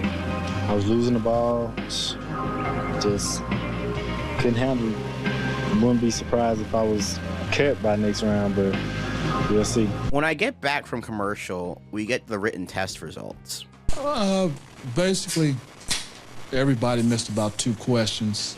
There was one kid that missed 4. Who missed 4? Zanelli, Arvin. Okay, all right. And yeah, I feel like the physicality probably whooped his ass. If you've got one guy that you think we can definitely cut, the top guy to cut, who would be number 1? AJ. AJ's been dogging it the last couple of sessions. Yeah, a little bit of an attitude that we don't want, really. Not for our team. The coaches all seem to agree that AJ has to go, and then Pat and Stu recommend the smaller of the Codys to go as well. I feel like the physicality probably whooped them something serious. And then Chris Beard wants to get rid of Neil. Neil Wilson, 45. The other 2 bigs have significantly passed him in my mind. I mean, I think he goes from being in some of our minds the best player on the first night to, I mean, he doesn't know what he's doing in terms of the way we play. He's a strong kid, he's a good-looking kid, but he has the same idea on a screening angle tonight that he did 2 weeks ago. Or cut. So the coaching staff really isn't agreeing here. They're like deliberating and all that stuff, and then we get back to Arvin. Let's think about Arvin. I don't like Arvin's inability to listen and the mistakes he makes because he just isn't focused. But it's almost that his energy overcomes some things. His energy put a lot of points against some of our guys. Yeah, his energy was probably the most apparent thing in the non-scholarship kids. And now we get to the elimination, and Coach Knight goes like, dude, it's getting harder to eliminate you guys. Like, you guys have been here for a bit now, and I'm not going to be able to coach all you guys and not get personally attacked. So I feel like the show is getting better as it goes along, honestly, which I like. And hopefully this video is getting better as it goes along. Hopefully. And the 2 guys that we're going to release are Neil Wilson and Cody Brown. So I'm actually shocked here. I for sure thought AJ was going home. What? Like, 2 of the coaches was like, yeah, AJ can't hack it. And I guess Coach Knight sees some potential in AJ, but I don't know, man. Like, AJ has to get stronger. He's just struggled against strong competition. That's the main thing. I don't think that his body is currently built for the strength of college basketball life. I really think that Neil would be a player that would be able to probably play very well in a 5-on-5 situation with his role. But we're not looking for roles at this point. And Cody just scraps and plays hard and is a kind of kid from an attitude standpoint that you want on every team that you have. And physically, he's probably just not as strong as anybody else that we have out there. But for any coach that works with kids and has kids that he likes, the most difficult thing in any sport for any coach is to say, son, you're not going to be able to stay with us any longer. And I know it's hard on the kids, but it's equally hard on the coaches. And I can understand, especially for a tryout like this, it's like 2 weeks. I remember my basketball tryouts for high school and middle school were like 2 to 3 days. Oh yeah, this is totally different. It surprised me. I mean, I thought I had a decent couple days. I mean, made some shots, made some passes. I mean, I did throw the ball away. I played some good defense, but I wasn't expecting it tonight. And that's the thing here. It's like you could just not be built for college basketball. I mean, Kobe Brown is 5'9", 147. That's gonna be tough on its own. But I will say, him getting this far is an accomplishment of itself, right? He got farther than a lot of people in this show have, right? We started off with hundreds, got down to 50, then got down to 16, and he made it to the final 8. It's impressive, especially for a college campus. I'm still a little bit confused on why Cody and Neal are gone, because if I was going to pick a guard and a post, it'd probably be those two that fit best into the Tech system. The whole time I thought Neal was kind of the front runner. He did things solid every day. He's a great listener. He does what Coach asks him to do, and for a big guy, he's just so athletic, gets up and down the court and can do so many different things. So it just makes you realize that any cut, you can be gone no matter how well you play. So that wraps up episode 3. All right, we're at episode 4, and we're left with Dustin, Tyler, Cody, Arvin, AJ, and Cole. When they get back from practice, they have a note with like a little motivating sentences for all of them, which is nice because they've just had to see basically a quarter of their team get axed. They write us something? Yeah. Good luck to all y'all. Arvin, listen, you have the game. Cole, keep playing smart, be a microphone. Tyler, represent the weak fellas down low. Justin, good luck in the league. AJ, stay confident, don't get frustrated. Arvin, listen. That's what everybody, I'm trying to listen. Nobody understands. I really am trying to listen. After we see this, the episode cuts to Coach Knight and this minister guy duck hunting. Again, I have no idea what day this is or what the coach's schedule is, so I'm not really going to get into this. I will say, though, that a key thing for this show is that they try to make everything relate back to basketball.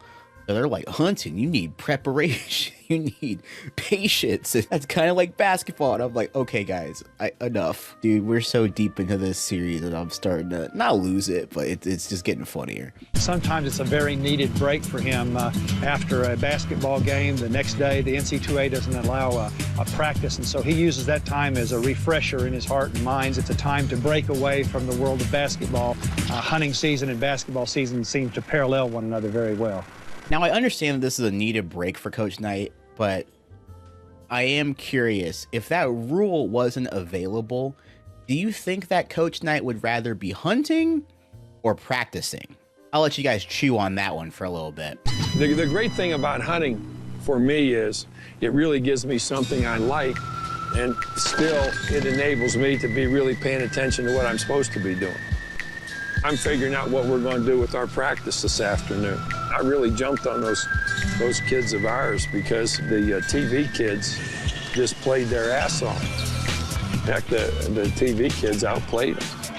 Now, I think the TV kids outplayed one group, and I don't think that group was the starters.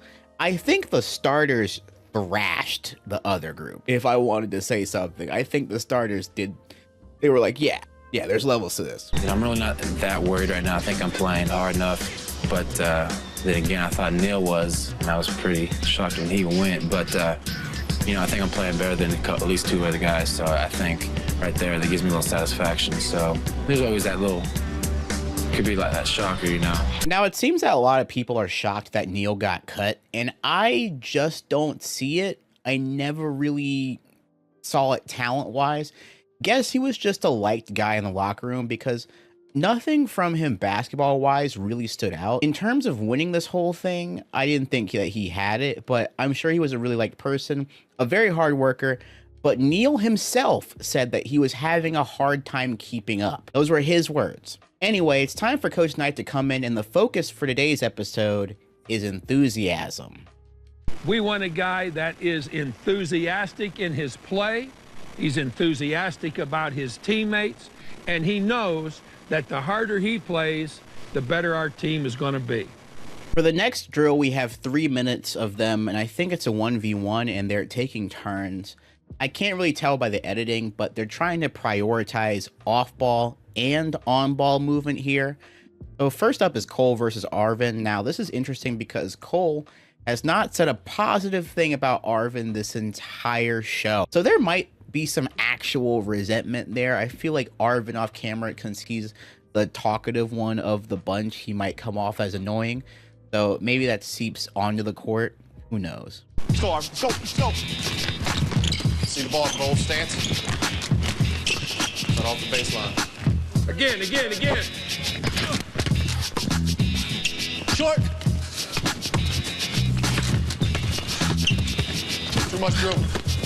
That was bad. 3 dribbles in the key. You got the ball. Somebody made a rectal deposit with the ball for you. What I will say, though, is that Cole and Arvin seem a bit evenly matched. I would give the edge to Arvin if I had to, because Cole looks a little bit timid out there sometimes, but he's not playing like unexceptional. Unexceptional a word? I don't care. Next up, Dustin versus Tyler. Good. What do you got? Don't put it on the floor unnecessarily. Look to get it right back. Good play. I came out here and just knew I had to give it my all, and no matter what coach asked me, I was going to do my hardest and not let my body tell me what I was going to do. I was going to control it myself. Black offense. Good fake. Good Nice block. block. Good Keep block. playing, keep playing. So this one goes a little bit differently since they're post players. They're both 6'6", but that would make them undersized in the game of college basketball. So instead of doing like wing stuff, they still do post entry stuff, which is interesting to me. But there's one thing that the coaches are starting to notice about Dustin. I thought Dustin's stamina was going to hurt him. I didn't think Dustin had the stamina to be able to come out and go full blown. You know, you're constantly, battling the whole time, and you're just hoping the coach would stop it just to say something. I'm just not used to this type of workout, Good. Finish. They're going a minute and 10 seconds, and kids just wear down. I think the good news here is that stamina is something that could be worked on versus like in episode 2, there are some kids that just did not have the strength. I think Dustin has the tools to be a worthwhile walk-on, but it's just going to take some time. Last up, we have Cody and AJ. Cody and AJ. First possession. Cody on offense. Good cut. Fake. Good fake. Good play. Get it in. Good play. Get it in. Stance.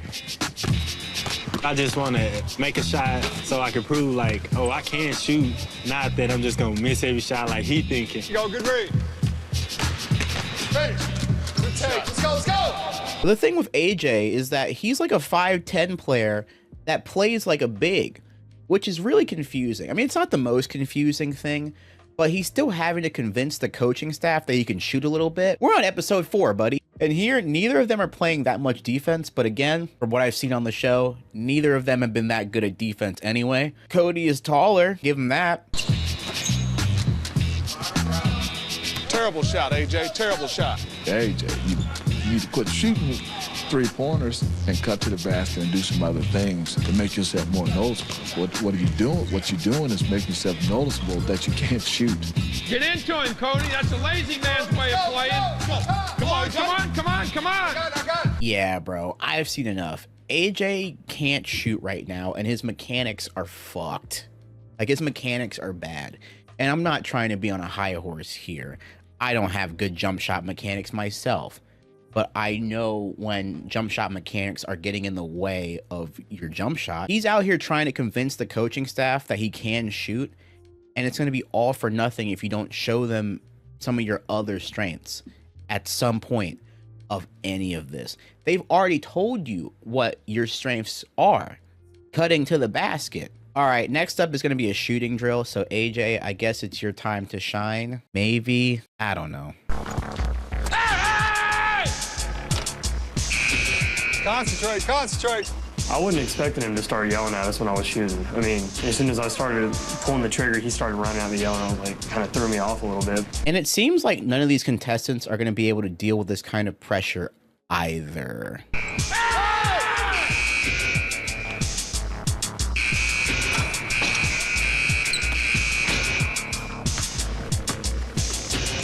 Shooting under pressure is very important. It's like a key to the game. I didn't see a single make. That's not good. I wonder what the coaching staff is thinking here. The next part of the drill are pressure free throws. And I hope they get better. I got no idea, man. I really don't. Don't miss this. I'm going to push you in the back. I'm going to shove you in the back. Don't miss this. This is a game winner. This is a game winner here. Don't miss it. You got to make it. Not bad. Next up is AJ here. You're laughing. You're not even ready, AJ. What are you going to do? Look at you. Get out. If you can't catch it, AJ, you shouldn't be out here. Look at you. Chunk. Don't miss this, AJ. Don't chunk this one. I'd look at the bucket if I were you. Every player gonna try to distract you some way or another. So free throws, you gotta zone everybody out, concentrate, do your same routine. I mean, where's the bucket? See, if you'd been watching the bucket, you'd made it. The thing that hurts about AJ is that he says all the right things. He knows how to say all the right things to have like that star mentality or even that player that could get chosen mentality, but he doesn't do them. Like, he'll talk and be like, yeah, everything I need to do to beat clutch is up here. And then it'll be on the court and he'll be like, we'll be like, no, that's not it. I don't know, bro. I can't see him advancing past this episode. Dustin, a lot riding on this, Dustin. Now don't let me bother you. Pretty good. Arvin, there's no way you miss this. I'm going to kick you in the butt. I'm going to kick you right to the baseline. Here it comes, Arvin. And honestly, these are uncanny scenarios for these guys that already seem to have trouble shooting. Adding the clutch factor on top of it, it's not really going to be ideal. And the guys are being given a small sample size for this. So after the break, we have the group playing 3-on-3. It's teams of Cole, AJ, and Dustin versus Cody, Arvin, and Tyler. Come on, Cody, good pass. Not too low, Dustin. Help! It's you, AJ. AJ, you got help. On top, on top, on top. White ball this time, white ball. Let's go. Good pass, good pass. That bad pass cost us a shot. Ball, black ball. And again, I hate repeating myself, but I honestly cannot see a road as to where AJ does not go home this episode. He seems to be getting picked on every play by both the coaches and the players. Let's go, spring. Let's go. Help. Don't get split, AJ. Pass. Good finish. Reverse it down screen. Oh, my bad. Hey, I don't want to hear my bad. Yes, sir. That may be my least favorite expression in the history of the English language. Yes, we know you made a bad pass. You're advertising it does not mean that we're going to exonerate it. Let's go. Yeah, man, there's no way. It seems like, I don't know, dude, you can't pass, can't shoot, can't defend. So what's left? And it wouldn't be so bad if it didn't feel like they were players that were sent home already that are better than him, or at least were playing better than him. That's what's like the kind of thing about this where you're just like, dude, he could have gone home last episode. Neil could have stayed. Or something, I don't know. Work to get open, Dustin. Help. Help. Good help, Arvin. Coach. You let him right over top, Coach. Good pass. Good look, AJ. Now, see, that was a great move. AJ passing up the long three to get a better look. That's what the coaches have been looking for 4 episodes. This is good. Hopefully, this is a new arc for you. Maybe. Hustle off the court. Hustle off the court. Hey, remember when he says enthusiasm to yell your head off? Remember that? Just yell. How you feeling now? Still? Don't worry. I almost threw up after that last one. Now, I totally understand Tyler's mentality of trying to rally the guys. I mean, he's grown fond of these people. Maybe. But when you're dead tired and after a drill or whatnot, the last thing you want to hear is a teammate trying to be like, not a coach's pet, but like, come on, guys, I'm sorry. Like, it's not what you want to hear. Like, that's why no one responded. They're too tired to care. After that water break, we're going to have another matchup against the Texas Tech scholarship player. And you know that some of them want their revenge, bro. Finish. All over. All over. Good cut. Go screen, Arvin. They come out here looking at us like we don't belong, like we're opportunistic for being out here. So every time I see one of those guards come out here, I'm gonna take it to them every time from any guard they have. Good fake, good fake. Arvin's good, bruh. And the cool thing about him is that he has that kind of confidence, that kind of swagger. And he's like, I want to beat these people. Like, I don't care if they got a scholarship or not. I still want to have that competitive nature and beat them. And I have to commend him for it. Next up is a team of Dustin, AJ, and Cole. And I don't predict anything good going for them because of the fact that I don't think that there's much synergy between that pairing of players. Take it from me, take it from me. Ball is ball. All over. Black ball, black. All over. Help. You take it from me. Shot call.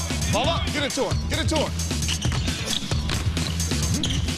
Oh, no, that's a pound, that's a carry. You lose possession with that. They were getting physical, and we just played hard along with them, trying not to play dirty, even though some of those guys were just fouling a lot, but we played our game. Can't shoot, can't really pass, can't really dribble well against pressure, AJ. You are here on borrowed time. Tick, tick. It might be over. Take it from you, two, all over. Help. You, Dad. Box out, Black. Let's go. Ball here. Box out. Ball up, let's go. Bring it in, Cole. Bring it in. Shot, Cole. Oh, never mind. Okay, AJ hit a 3. This might change everything, guys. We also see Cole hit a couple of 3s in this montage as well. And I think this is at the point where we really start to get a real scouting report on some of these players, because I like to know what the coaches really think, being like, oh, Cole's the best shooter out of them. Arvin's the best dribbler of all 6. We haven't really gotten that much for the first 3.5 episodes. I wish that I would be able to come in during each episode, like Spark Notes or something about this, being like, oh, this is what the coaches think about Arvin, being like, oh, he might be the best dribbler or whatever. But we don't really get those notes. And all right, so between Cole, AJ, and Dustin, everyone seems to be happy on this team except for, actually, just take a guess. I was getting a little frustrated at first because, I was sending some good picks, getting low, getting open up for a pass or something, dump it in, but instead, they're taking a shot. I wouldn't necessarily get mad if, they make them all, but, get the big guy the ball, You want to share it a little bit? Yeah, I got you. I didn't do that time. And the thing here is that, Dustin, your play right now would be a mismatch because the person that's guarding you is taller and stronger than you. So I don't know how you're going to be able to do your fake big man shtick here. It might be a reason why you didn't get the ball as much. And that happens. Sometimes basketball is about your matchups, and sometimes there's not a good matchup for you. Now we're playing 4-on-4 against the scholarship players this time. Good hands, good help. Was that Tyler got a piece of that? He's alert. He's really alert to what's going on. He has a good sense of how to play. They were trying to shove us around and try and make us look like we couldn't compete with them, but we went out there and we were hitting them pretty hard and sticking it right back to them because we weren't going back down from them at all. The TV players are realizing that the Texas Tech players are roughhousing and borderline fouling. And the TV players realize that they can't play the same game because they're not on the team. So they're kind of struggling with that, honestly. And I don't know where they get that from. I don't know why, if the Texas Tech scholarship kids are fouling, why they automatically assume that they can't play as rough as the scholarship kids. We haven't heard it being said by the coaching staff, Coach Knight. We haven't seen that. So I don't know where they're getting that from. It might be something that they said off screen, but they're kind of just internally being like, man, we can't play as rough as these guys because they're on the team. I don't know where that came from. They just don't really know what to do besides just play hard and see where that gets them, which is working for the most part. Come on. Go, let's go. Good cut, Arvin.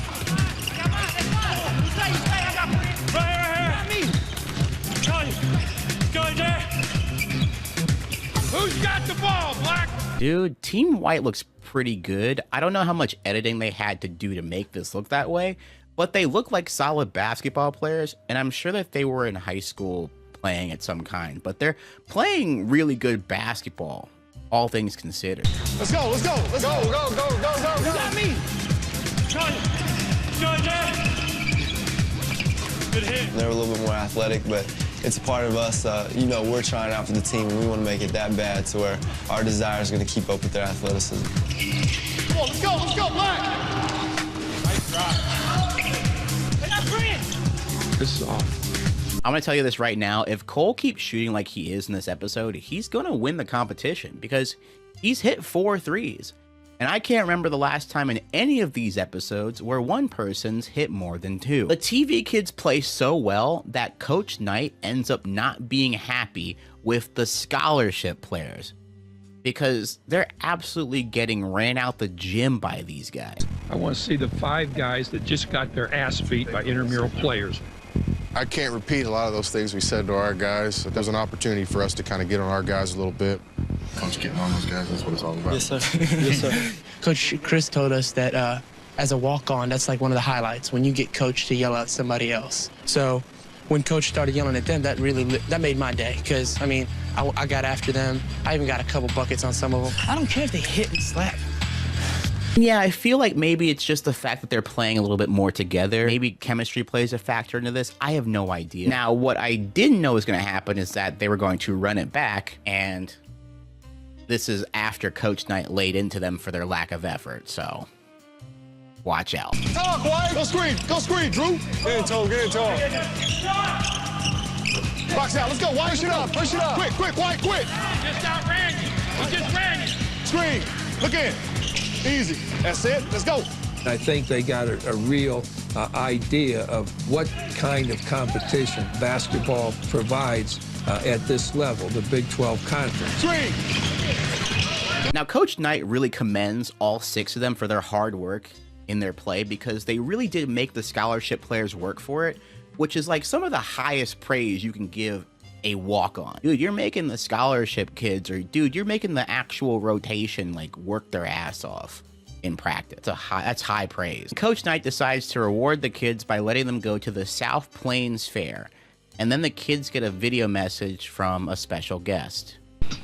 I want to certainly thank Coach Knight, one of the guys I have such respect for, a Hall of Famer, for giving me an opportunity to share you competitive people. I think it's phenomenal. I mean, absolutely awesome, baby, that you're participating in this event. I think it's great that you're reaching out. Remember this, anything you achieve in life, achieve it with a great deal of enthusiasm. They start to talk about Lubbock, Texas as a city and whatnot, which sounds fun. Now, as a Southerner myself, I know that Texas is kind of its own thing. But as a Southerner, the state and county fairs, I know, go incredibly hard and are incredibly fun. One of the cool things about going to the University of Maryland is that my fall break, I would be able to go home and still go to the state fair. I would do that because that was kind of one of the most important things to me growing up in terms of being able to go with my family and, you know, either do the rides or try the cool foods. And every one of my family members had one thing about the fair that they really liked, whether it's the petting zoo or whether it's, you know, there's so much to do, and it was something that I really loved going home for when I could. I think everybody's getting along real well. We're not really thinking about too much about basketball right now. We're just having a little fun together. Thanks.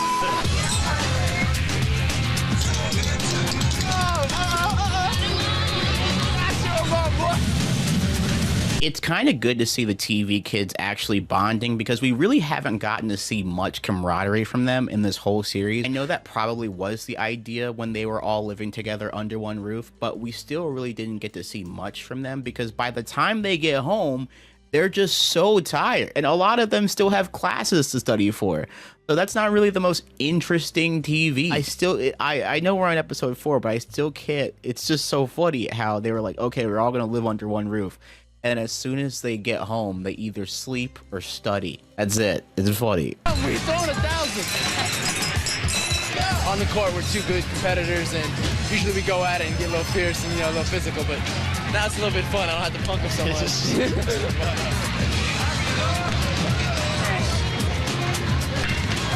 that wind's killer.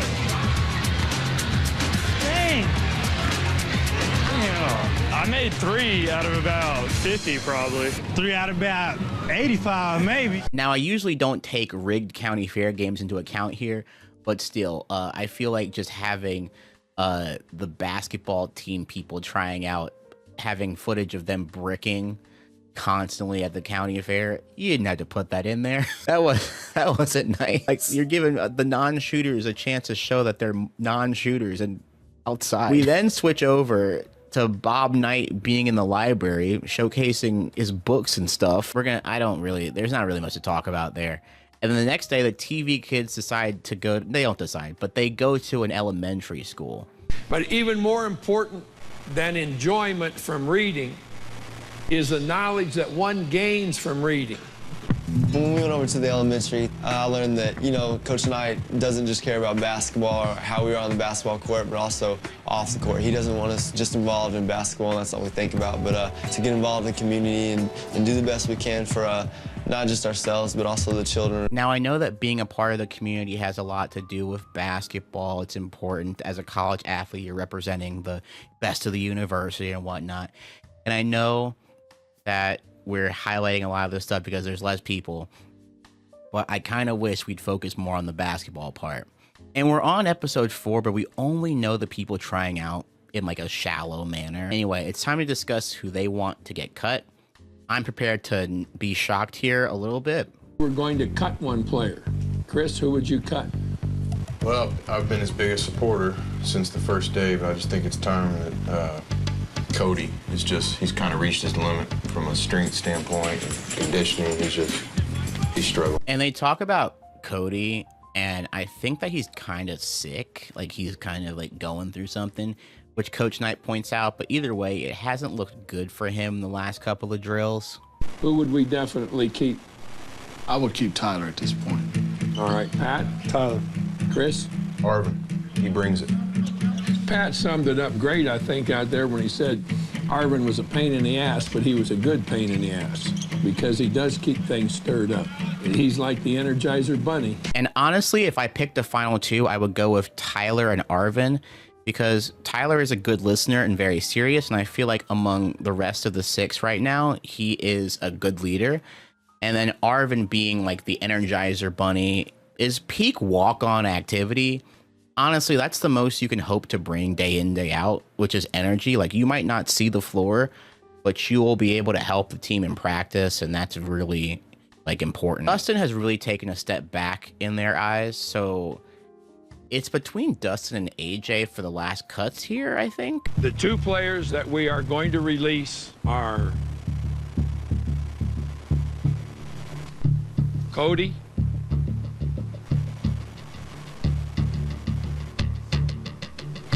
and AJ.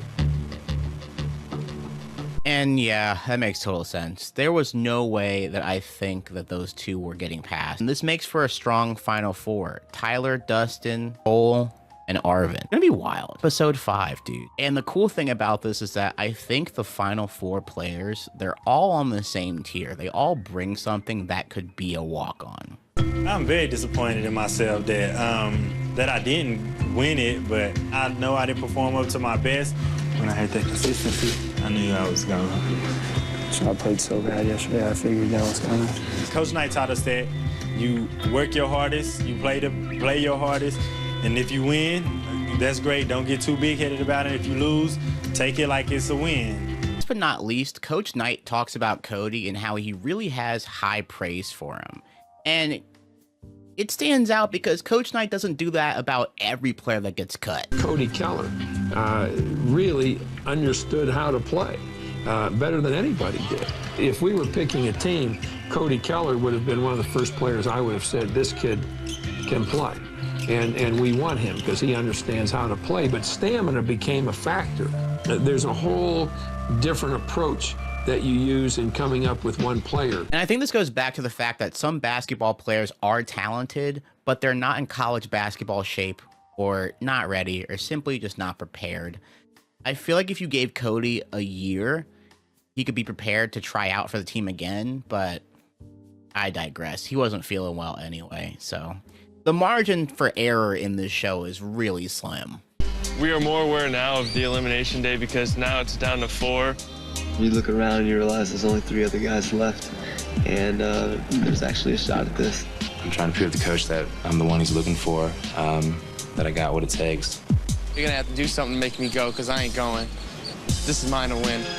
In episode 5, we're starting off with the strength coach again, which means that this could be anything, honestly. But this time he's getting the kids into the weight room, and this is the first time that they've been in the weight room, the actual weight room. They've done exercises and stuff before, but this is the first time they're in like the actual weight room.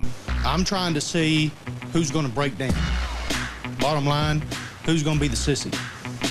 Okay? I work out quite a bit upper body with weights, but I never work out lower body. So when we came in here and I figured out we were doing all lower body, I knew this would be a pretty big struggle for me. What is that, Cole? You don't do leg day. This is not going to go well for you, buddy. All right, let's go. Butt down, good posture. 10 reps now. Come on, Cole. How many is that, Cole? 9. All right, let's finish up. Everybody's waiting.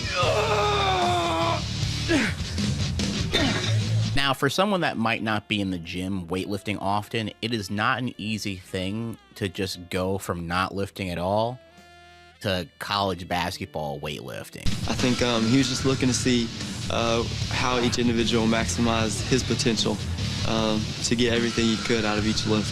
Who was going to go past their self-imposed limits and what they thought they could do in their mind.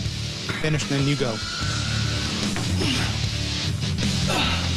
Drop it right behind you. So you notice that Tyler and Cole are struggling with the college basketball leg day workout, which, yeah, it's not a normal workout, guys. But I think that this could definitely be worked on. I mean, it could definitely be improved on over the years. I mean, that's the whole point of weightlifting. It's to get stronger incrementally and not overnight. So this isn't the be-all, end-all. I noticed that Tyler had trouble doing his French squats, and I think he has a hard time working through pain. That's where some of that was coming from.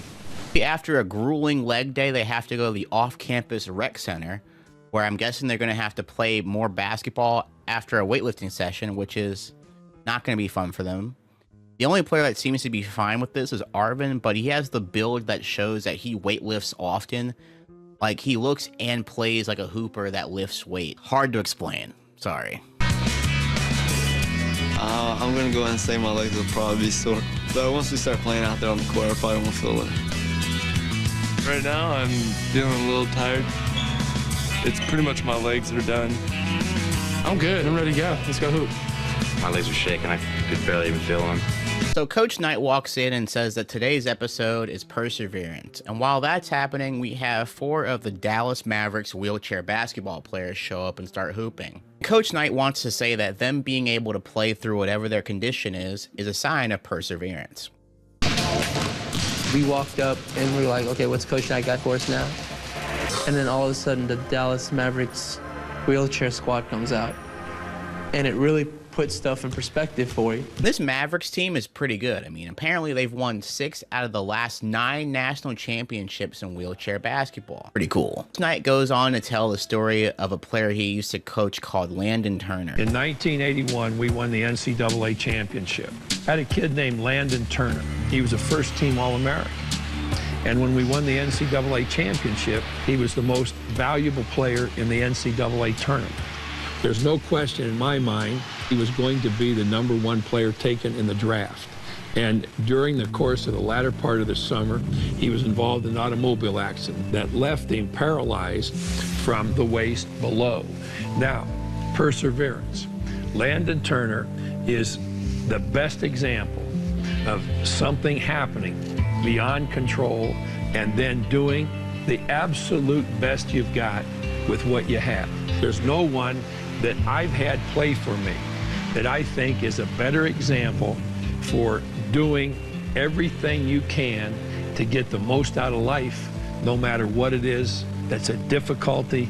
That's something that you just wish you didn't have to deal with. For this part of the episode, Coach Knight has the wheelchair Mavericks teach the TV kids about how wheelchair basketball is played. Not the same sport, are different rules. Go. Big pushes, guys. Come on. Come on. You got it. You got it. You are making us look good, gentlemen. When they got in the chairs and got out there, they started opening up and having fun. Now, I really think this is awesome because I feel like in 2006, this probably was the best way that wheelchair basketball was introduced or depicted in sports media at the time. There are certain sports that just don't get covered, but when you do cover them, you talk about them with respect. You make sure the coverage is thorough. And I really like this interaction here. This is a really cool way to showcase the sport. 3 ball.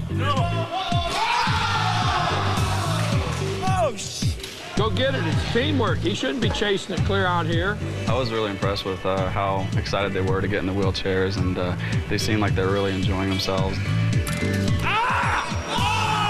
And honestly, what's been a recurring theme of this show, the TV kids seem to get the hang of wheelchair basketball really quickly. I don't think we give enough credit to how quick of learners these guys are. I mean, these guys have been thrown a lot at them over the past week and a half, and they've been able to respond very quickly most of these times. This is also the first time we've seen the kids play basketball or a version of basketball and be able to have fun and show like their joyous side of them. Because again, when you're playing basketball in a practice setting, especially in a Bob Knight practice setting, you're not having fun, bro.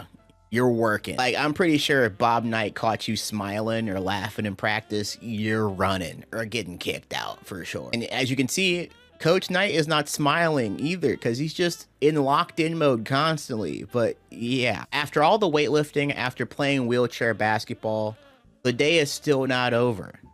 It's time for a shooting drill, baby. Oh, Arvin, you're disqualified.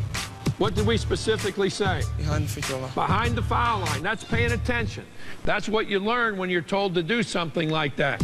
You need to pay attention more. I need to stop pissing them off, that's for sure. If you want to play, this is what you have to do. Now, if you're not going to do these things, then you're not going to play. Now, Arvin was told, and the whole team was told basically that you're supposed to shoot from inside the three-point line, but not inside the foul line. Arvin didn't pay attention to this, so he got chewed out. This is, you guys know, it's been a recurring theme at this point. After this, we now play 2-on-2 basketball, but we also have a coach involved that they can pass to, so they're working on simulating a real game setting and not just like being at the park, working on basically their off-ball movement and their pick and roll chemistry. Now, wait a minute. Somebody's got to understand what we're doing, boys. A down screen, where does that mean the screener has to be? He's got to be inside. Where is the cutter? The cutter is outside if there's a down screen. And it looks like all four of them are kind of struggling with what Coach Knight is trying to tell them, because people might think that screening is simple. It's not. And there are a lot of different types of screens. There's a rip screen, there's a ghost screen, there's a flare screen, UCLA screen. There's so many different types of screens that I'm not going to explain in this video because it's not going to help you, right? It's not important. It's just me geeking out on basketball terminology. Now, a down screen is one of the more basic screens out there, but again, basketball, this has been a crash course of information, and this takes a long time to learn. And it's only been 11 days. So yeah. It can't be taught overnight. It can't be taught this season. It's taught with continuous repetition. Okay, all right, that's good. I guess that's why the prize of the show is being able to try out and be the walk-on for the next season. He might be given the year to like work up, bulk up, but he won't be on the team this season. I think it'd be too quick of a turnaround. Even if he's a walk-on and he wouldn't even get into the game, you need to be prepared for the practice schedule. You need to be prepared for how they operate as a D1 athlete, and it's going to take some time. After all of this, they go to the training room to get iced and massaged for soreness of muscles, because yeah, it's a very important part too. You can't just be out here doing everything and not resting and relaxing. And if they get into the cold tub to fully ice and relax their muscles, I mean, some of them do. It's a little bit harder for other people. Are you kidding? As long as I know it's helping me, I was in there and did my time to get out. Cole's a redhead. He's German. He's Irish. He likes this kind of stuff.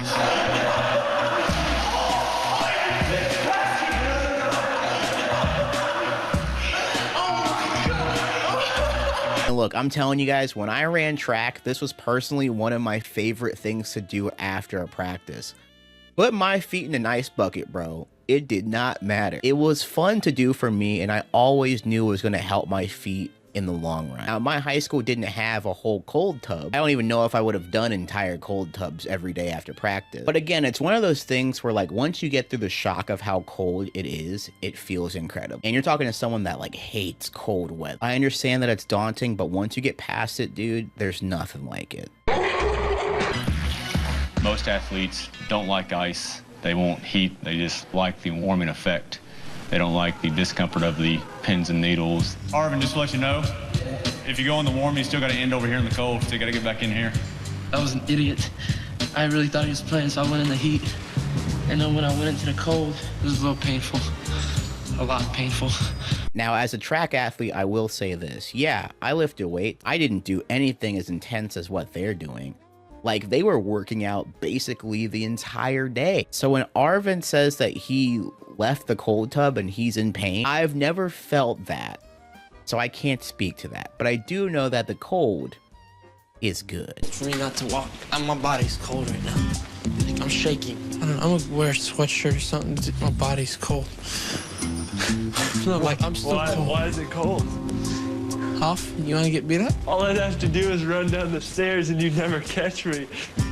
But put it like this, once I catch you, I'm gonna hurt you. Oh my gosh, it's 65 in here. That's only, 15 degrees higher than what we were. And once again, keep in mind, these kids still have homework and stuff to do and classes to go to. A part of me thinks that this was a weekend. This is like a Saturday thing. That's my theory.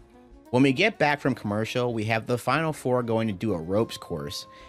And I feel like we just have to break all this basketball stuff up, but I'm just here thinking we should probably focus more on the basketball, or at least show more footage of them playing basketball. Some of this stuff makes me feel like it's just to fill in for time. I mean, it makes sense. I mean, Coach Knight actually has to spend time coaching his actual scholarship basketball players. You do have to occupy these kids' time and have other things to do, I guess. I wish that there was more integration with the scholarship kids as time goes by, but that's just a small complaint, I feel like. The first initiative that we're going to be doing is called pipeline. All right? Pretty simple in theory. You're going to roll this marble through these pipes into the white bucket that you can probably see on the other side of these poles. Anytime that it stops, drops, or rolls backwards, you come back and you start all over. Everything they did off the floor was a part of the process of developing these kids into a team. And it doesn't make any difference who's responsible as long as they all have some responsibility in winning. And again, Coach explained this in a way that makes sense, of course, but some of these I just feel like this marble thing, I just can't imagine a full basketball team doing this. Does that make sense? I could be completely wrong here, but it just gives off the vibe that some of these things are just to keep the kids occupied, which is fine. I like that all of these can be like skewed to have a purpose. One person doesn't do their job, the whole group fails. You have to start all over. So everybody has to know their part. Everybody's got to be paying attention. Go. There you go. You don't need to hurry up. We can just go slow the whole time. Like that.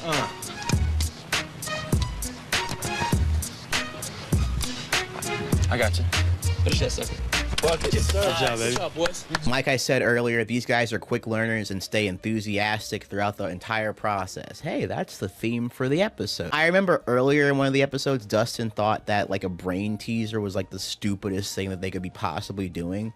But it's good to see that he's come around as well, because I feel like it's different as an observer versus someone actively participating. You have to buy into the process of what Coach Knight is trying to sell you. Whereas I'm just sitting here being like, this sounds stupid to me. What do I know? Not a damn thing. Next up is another team exercise of getting people over the wall as a team. The family that you are garnered when you come to college is going to be your teammates. So bonding time off the court is really important. How will you tell me if you're going to jump off my back? Come on, Hoff. Hoff, elevate, boy. Come on. 1, 2, 3, go. Get up, boy. And they're doing pretty well together. They've shown great teamwork, and yeah, they do stumble in this drill a little bit, but overall they do a great job. Next up is climbing up on a pole and jumping around. No, once you get up there and you're standing there and the pole's shaking, you just gotta remember to stay calm. Like, the more you try to balance it out, the more it's gonna shake, you know? 1, 2, 3, jump. And it's time for everyone to go, and they all do well. Scratch that. Let's take a look at that Dustin run, shall we? I don't know if I can jump. 1, whew, 2. Let go of the rope. That kind of drill, I think, tells the kids something about themselves. 1, 2. Come on, Dustin, let's go, man. You got this. 1, 2. 1. Hey, dude, come on, man. I'm scared. I know you're scared, you big girl.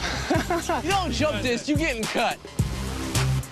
He reminds me of a character from season 1 of The Amazing Race named Paul, who was too scared to jump off of a balcony and zip line. And if you're watching this on YouTube, you're not going to be able to see what I'm talking about because the Amazing Race episode I did not get copyright cleared. But if you're watching this on Nebula, you can watch it there exclusively or on Patreon. I got to the top, finally got balanced, turned around, then I was kind of stuck. I tried to keep telling myself to jump, but I don't know, for some reason I wouldn't move. Damn. Dustin. What? Big girl, jump.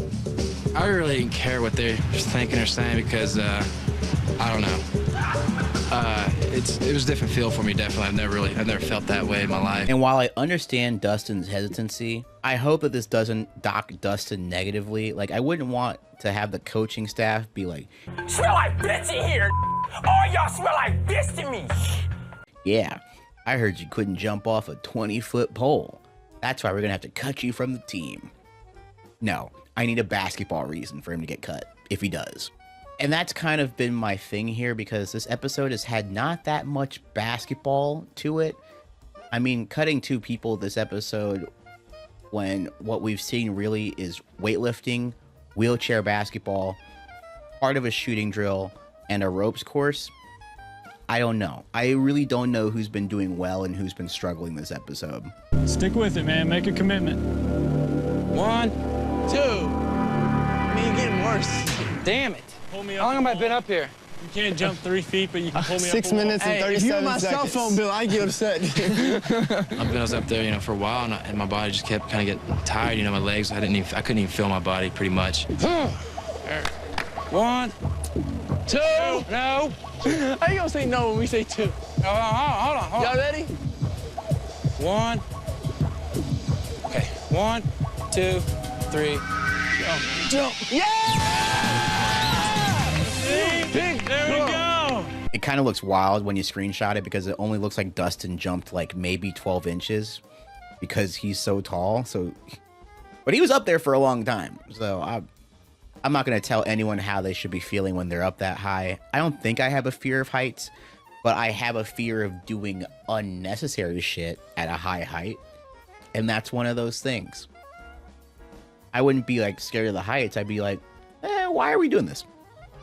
It takes a while to work through fears like that, especially feeling so unsafe with something that, again, is outside your comfort zone. So he showed some commitment and perseverance being up there that long and finally jumping on his own. So that was great. I was proud of him for doing it. Yeah, I don't want to let go now. Oh, yeah. Hey. Okay, I'm letting go. Let go. After this, we go back to the gym to have a 1 p.m. It's only 1 p.m. practice against the Texas Tech scholarship players again. And I wonder if this is actually going to be a full practice because there's only a few people left now. We're at a place where you could just slot in the TV kids and see how they do because when you had 16 players, you couldn't get away with this at all. Like, no chance. It would give off basketball camp vibes. So for this drill, you're going to play 2-on-2 against 2 scholarship players, and it's not for that long. So it's like a show me what you got in this amount of time. And then they'll play 4-on-4. Let's go, let's go. Get out, Jay, get out. Drive, shot fake, Cole, shot fake, Cole. Ball. And that air ball was so uncharacteristic of Cole, given what we've seen. I mean, he was on fire last episode. He had like 2 or 3 threes last episode, and now we're back to air balls. That's kind of rough. White ball, foul. There was a lot of sloppy play out there today. There was a lot of bad shots taken, and that could have come from the pressure. Move, Tyler. That's it, Dazzy. Ball up. Get rid of it, Dustin. You're not playing anywhere near like each of the four of you have played throughout the course of all the sessions that we've had. And I feel like I understand that 2-on-2 was a great time to express your basketball creativity because you have more space. But there are some lines there that Duncan and Tyler lined up. Might have been the first time I've ever seen them play together. Ever. I don't think I've ever seen... I can't remember the last time I saw Duncan and Tyler prominently on a team together. That was interesting. Today is our next to last cut. Keep one thing in mind. Don't think I'm beyond cutting everybody.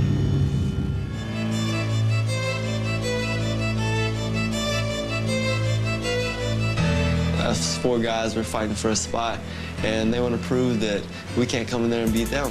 Now, when he said that, the producers were probably like, you're going to cut everybody, potentially? That's not going to look good. But at the same time, kind of what you get for dealing with Bob Knight. Like, that's the deal you made. You think that he wouldn't do that? Come on. I don't think that Bob Knight would ever be like, oh, well, ESPN said so I got to keep one of the guys on the team. No. It's his team. Come on. Who's got up top? Nice. Set him up. Good cut, Cole. I do have what it takes to win the whole thing, only because of the determination and hard work I'm willing to put forth. You got me. Go there. When I talk about shooting, I think I'm the best. So whether I'm shooting free throws or I'm shooting three-pointers, I'm going to think I'm the best. I don't want to ever get satisfied with where I'm at, so I've got to put it all out there in the quarter every time I'm there. So now they're doing a little montage of like every player that's left with highlights throughout the documentary and episodes as a refresher. And even though I feel like it's a good idea, it kind of feels like a pivot because the session may have gone terribly. Maybe. That's my theory. And then we're going to have the last two after today, and I have no idea who's going home. Like in this episode, no one stood out as good or bad in comparison to each other. There really hasn't been a player where I'm like, yeah, they're going home instantly. Like I haven't gotten that vibe at all today. And I feel like we're at the point of the show where it's probably just going to go down to coach preference. Like for the two that's going home, I feel like maybe the coaches made up their mind already and just realized that there's still a reality show to shoot. You have two bigs and you have two guards. You can go 1 for 1, or you can just get rid of two of the same position if you wanted to. We then go to the coach's room where they talk about attention and who they think could fit on their team. And then the strength coach gives his debrief. Who, with what he has put forth the best effort? Well, I would say all four players, we'd be able to develop them. I thought Cole was a little on the weak side. Tyler, same way. Let's talk about Cole for a second. Cole, a skinny little kid, has just really played his tail off to get where he is. And the most important thing he brings with him is attitude. Cole for sure would have a solid walk-on attitude, and talent-wise, you could use his shooting if he's good enough. What do you think our strongest position is? We've got, and let's just say we have 3 positions. We have the guard spot, the forward spot, and the post spot. But none of these guys are post players. So we're not considering anybody as a post player. And yeah, again, none of them are tall or big enough for the post, but you've had them acting like the bigger or taller guys this entire time. Like you've had Dustin and Tyler setting screens and playing in the post. At this D1 level, they're not going to be post players, but they're also not wings either. Dustin could potentially get to a point where he could play the wing, but he's really not the ball handler. Remember, he had that ball handling drill and didn't do well in it. A lot of these guys are tweeners. If we're looking, even if we're looking for a guard and there's a big guy available, we're going to take a big guy. You can't have too many big guys. Well, I love the way Harvard comes out. I mean, he comes out and plays full speed ahead all the time. And one of you guys made the comment that he's going to be able to energize things, keep things going. Arvin is quick, athletic. Arvin could be in a Texas Tech practice tomorrow and physically be able to push our guards. Arvin is athletic enough to win the competition. The coaches give Arvin some really high praise, saying that he's probably the most physically able to compete with the Texas Tech players right now. And I do agree in terms of physicality, and the coaches say that he's the one that messes up the most when they're trying to like preach and everything, but I don't think that that's worthy of getting eliminated over. I think that that can still be fixed. If I had to predict, I think that Tyler and Cole might get cut for this round. Dustin really stood out. Yeah, he actually took the ball good to the whole last 2 days. Yeah. He would have just done that earlier on. Well, he'd have been a no-brainer. He's played kind of as, what's your term, cool breeze? Yeah, cool breeze. Yeah, kind of. I think he got a little urgency the last 2 days that maybe I better start doing something. And yeah, again, Dustin has the versatility as a 6'6" player that can shoot to be able to win this competition. But the coaches criticize his motor a little bit, and I totally understand that. I'm glad that they didn't factor in not being able to jump off a pole or whatever they were doing, whatever that was. I think that Tyler was the best player we had taking the ball to the bucket. I thought Tyler was our best player in the middle of this process. For 2 or 3 sessions, he was the best player we had out here. His shooting form yesterday was horrible. Get your shooting foot forward like we've talked about. You're leaning back, Tyler. That's why you can't hit anything. Now again, this is part of the shooting drill and practice for Tyler that we, the audience, did not get to see. We did not get to see any of this, so I feel kind of gaslit by this highlights now. And I was like, I wish that was earlier in so I would have known who was struggling. And now I know that they want to keep the suspense of it all, but that seems like one of the more important parts and should have been in the show earlier. Should have been talked about earlier. Anyway, we get down to the elimination, and it's time for the moment of truth. So there are a whole lot of things that go into who is the guy out of you 4 that can play for us. And with that, the 2 guys that we're not going to retain are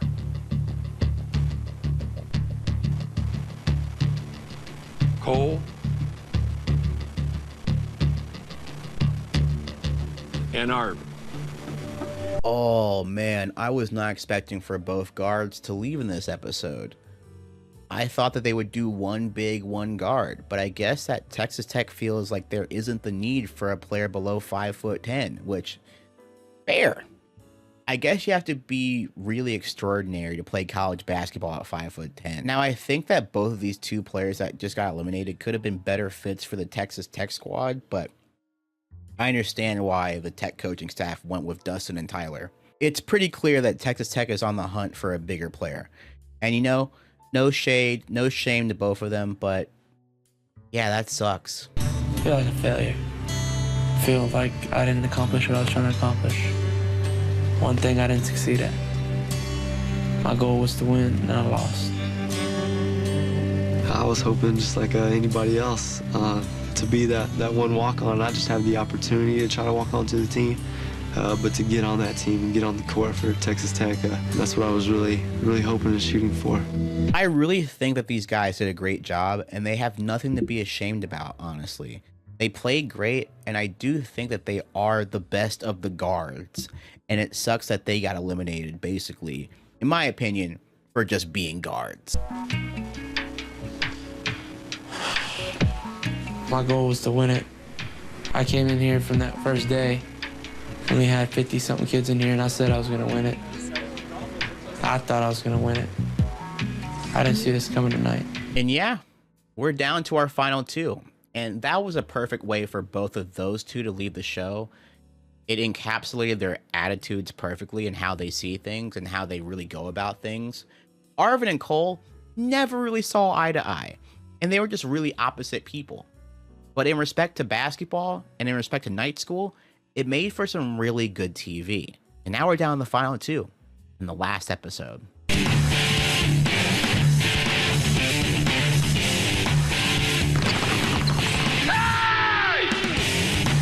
Don't think I'm beyond cutting everybody. That's too slow. Screen, set it up. Get it in there quicker. Get open. Let's go. Let's go. The episode starts with all the coaches gathering in the locker room and breaking down each of the 2 between Dustin and Tyler. The strength coach says that Dustin is the better athlete overall, but he thinks that Tyler gives a better effort, which I think is true. It's been true this entire series. Just physically, Dustin is the best athlete. Tyler, I never saw him dogging anything. Well, Tyler's got to have a little bit of an edge in terms of effort. I would say. The coaches also agree that Dustin is the better athlete out of the two, but that those two players are close. I'm all about being a great athlete and giving it my best and winning. I don't like finish second at anything. So, my mentality right now is win it. Don't accept anything less. And I like that they're using this time to shower their praise, and it's well deserved. I mean, they've worked very hard. That's how they stuck around. One day, one guy's better. The next day, the other guy is better. Look up, look up! I think that's why they the last two in this competition. These two guys, one of them has been the best player every day, and that's why they're here. Now, here's my thing about that. We've seen the edit for Dustin this entire time. I haven't really seen a complete edit for Tyler. I know that he's a hard worker. I know that he mentally is one of the more coachable players, but I've never really seen his basketball talent shine through in the edit. He's a good finisher around the rim for sure, but I've seen more highlight-worthy plays from Dustin, so I feel like there's a lot that was edited on the cutting room floor that I would like to see. Last night, what was on my mind was pretty much what I had to do now that it's down to me and Dustin, and what I was going to have to do to try and pretty much outshine him on getting that spot for the walk-on for the team. Honestly, right now, I'm not really worried about Tyler. I'm just worried about failure right now. And this is the type of stuff that I'm talking about. The clip of Tyler hitting a three is something that I have not seen this entire series. I didn't even know Tyler could shoot threes. In fact, the last episode, they said that Tyler's jump shot was basically regressing. But here we see him hitting a three in the same cut. I would have liked to see Tyler's basketball skills a little bit more pronounced than in the previous episode. I understand that they had to make it dramatic and think that every kid had a chance to be eliminated or advanced. But yeah, I think that the balance is just a little bit off in terms of the editing.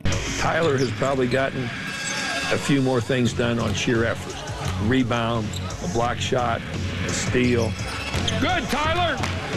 Well, I think Dustin has gotten more things done on athletic and basketball ability. So I think you put those two things on the table and it makes it just a dead heat going into what we're doing tonight. Would you guys agree with that? Okay, well, let's go outside and get started then. You see, there's just more footage of Tyler highlights and stuff. This is why I wish the last episode was them watching film of each other or showing more highlights of the four of them versus them just like doing weightlifting and jumping off of poles and stuff and hopping in cold tubs. Like, I wish that there was more of a way that we as the audience could follow and make our own judgments as well. We then have the two meet Coach Knight, and he goes on to say that the final theme of the entire series is leadership. So I want to tell you a little bit about tonight's theme. It's leadership. I really don't have a problem with the role of the leader just because I'm more vocal than I am off the court. Coming up! I have more heart and always wanting to win and push everybody. I've gotten used to it over the years, and I just have to play hard every game in order to get everyone else to play hard with me.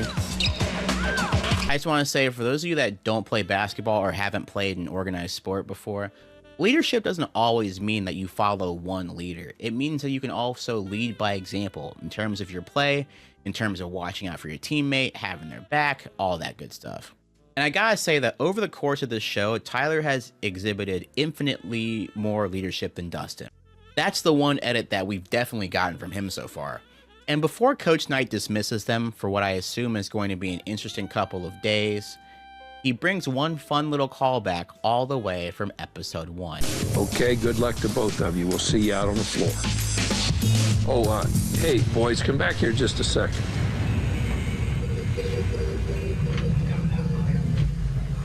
If you'll remember the very first session when we gave everybody a notebook, I told you how important those notebooks were going to be for you to become a player at Texas Tech. Now we're going to give each of you a notebook. I want you to take notes on what I'm saying. Now, I'm not going to go over things. I'm not going to tell you to take a note on it. We gave them notebooks. We told them to work with those notebooks every day and to take notes. Yeah, the notebooks really matter. It's in our program. Now, this is very fun because I forgot this was a thing because we haven't seen much of the notebook, if at all. I only think that the first episode really had them doing stuff with the notebooks, and there was like one quiz that they had, but I don't remember if that was open note or not. I don't think it was. I think that was like a just study.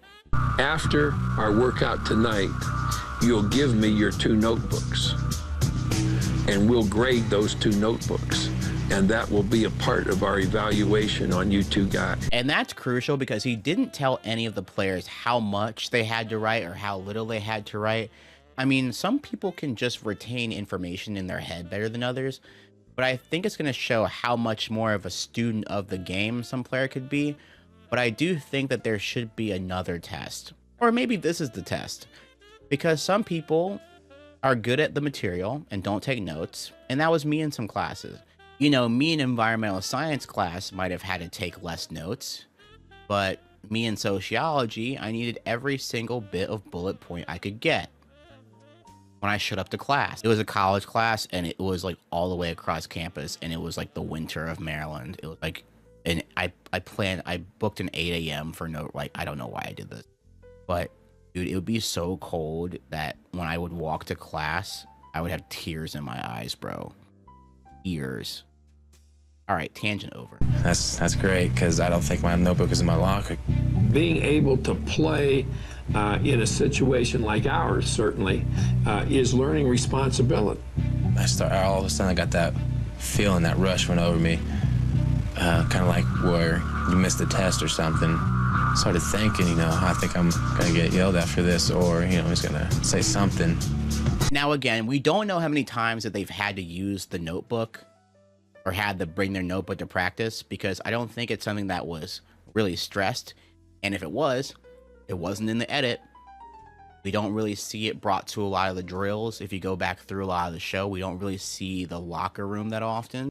And that might be one of the reasons why Dustin thought that he didn't need to bring it to the final episode of the show. But at the same time, you got to be prepared for everything. So for today's workout, we're going to have them go 2-on-2 against scholarship players. And then for the second half of the workout, they're going to go 1-on-1 against each other. But they're going to have people on the outside to give them the ball, so it still feels like a more realistic game of basketball versus just you and the other person. Stance, Dustin. Help, help, help, help, help, help. Screen away, Dustin. Screen. Good pass. Good job, Dustin. Ball up. Good look, Tyler. Me and Dustin just tried to go out there and try and outmaneuver them. Maybe we were trying to just be a little quicker than them. Good move to the bucket. We knew that they were kind of big and they kind of didn't really want to leave the paint. We'd sometimes drift out close to the perimeter and some of the guys wouldn't come out and guard us, and we were just trying to knock down the open jump shot. What's so interesting about Dustin and Tyler together is that they have really good basketball chemistry, especially as they're both kind of interchangeable big men, which is really cool. But unfortunately, the show could only have one winner. Honestly, I think that either of them could have won if there were multiple seasons of this and they weren't each in their own season. But this is the only season that they do of this show. The non-scholarship players, they had to learn how rough this is, how tough this is. Good block. They don't get that in the intramural league. They don't get that playing in the rec center. Now all of a sudden they're playing with good athletes, and these athletes are very physical with them. How do they react to it? Do they back off? I'm throwing back, showing that, I'm strong enough to hang with you guys, and I really am. Good defense, good play. This is the most we've seen the scholarship players dominate the TV players, and even though the TV players are doing great in their own right, it's clear that they brought out the good scholarship players here. Now, these episodes, they have them doing flashbacks and everything, showcasing the highlights that they really haven't shown us throughout the rest of the episodes. One of the first things you try to get kids to do is shoot the ball with the proper mechanics. Now, there would be a lot of work with Tyler in that regard. Come on. And not quite as much with Dustin. Tyler has had a hitch in his jump shot for basically the entire show, and Dustin has a smoother jump shot form, and it would be easier to put that on the basketball floor. But it's not saying that a jump shot form can't be fixed, but it is hard to change jump shot mechanics at this level.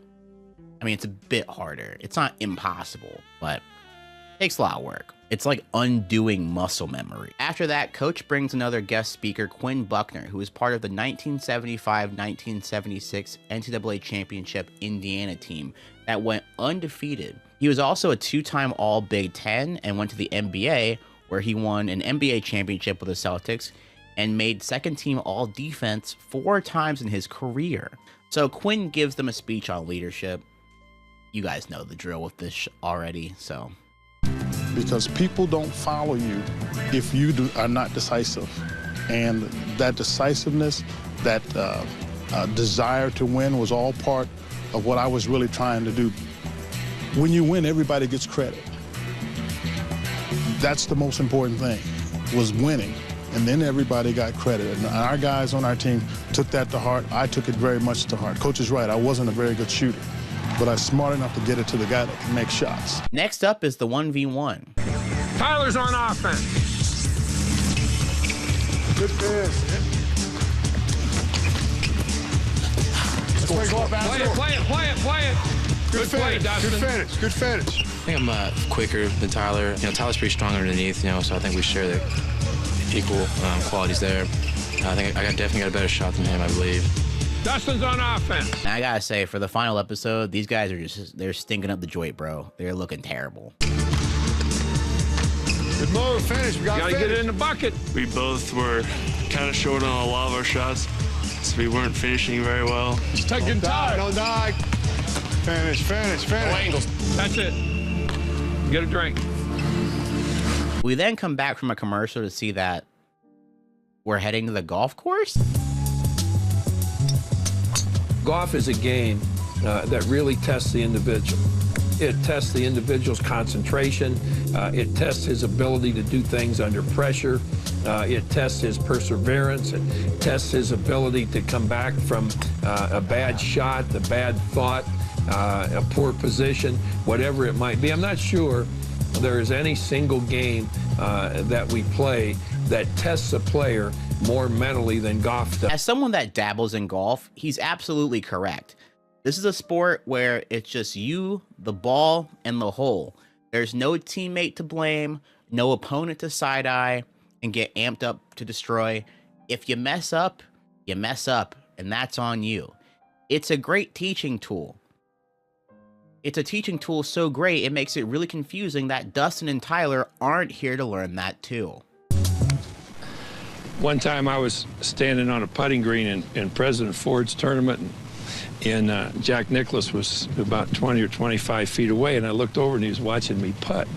And when I looked at him, he said, "I was just standing here thinking how ideally suited to this game your temperament is."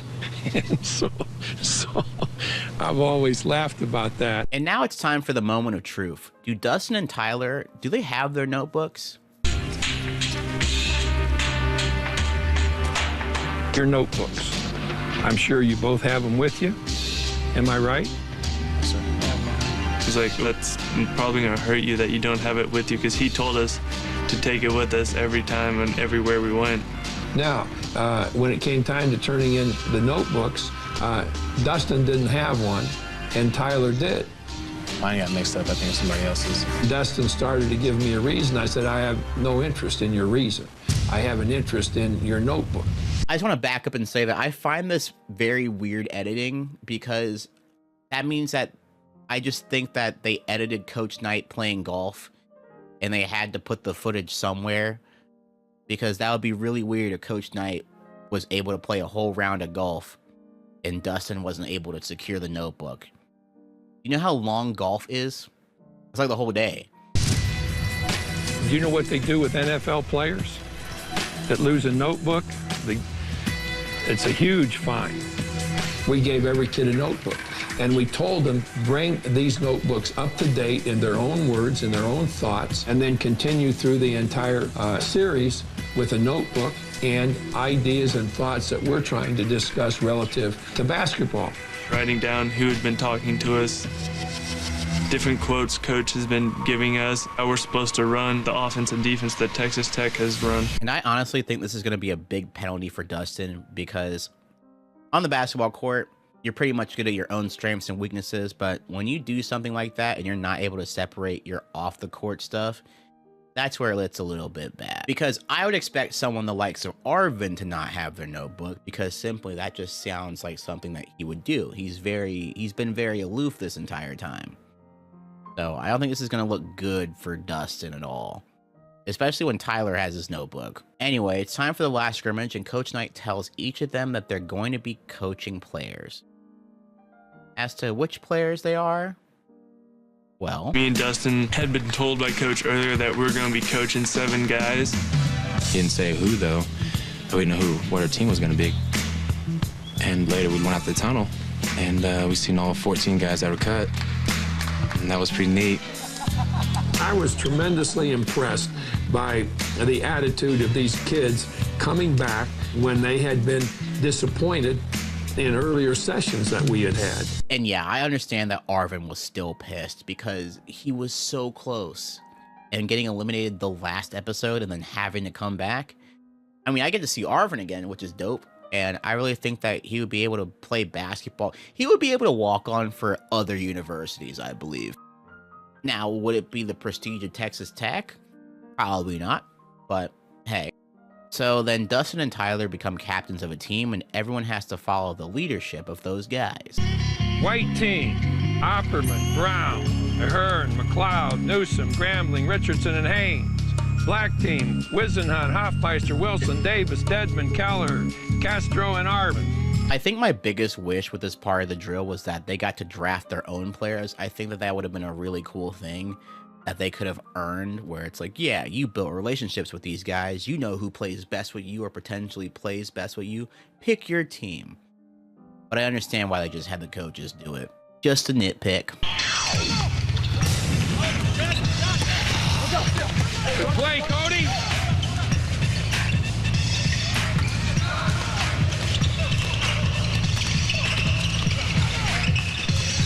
Score, Neil. Look to score in there. Get going.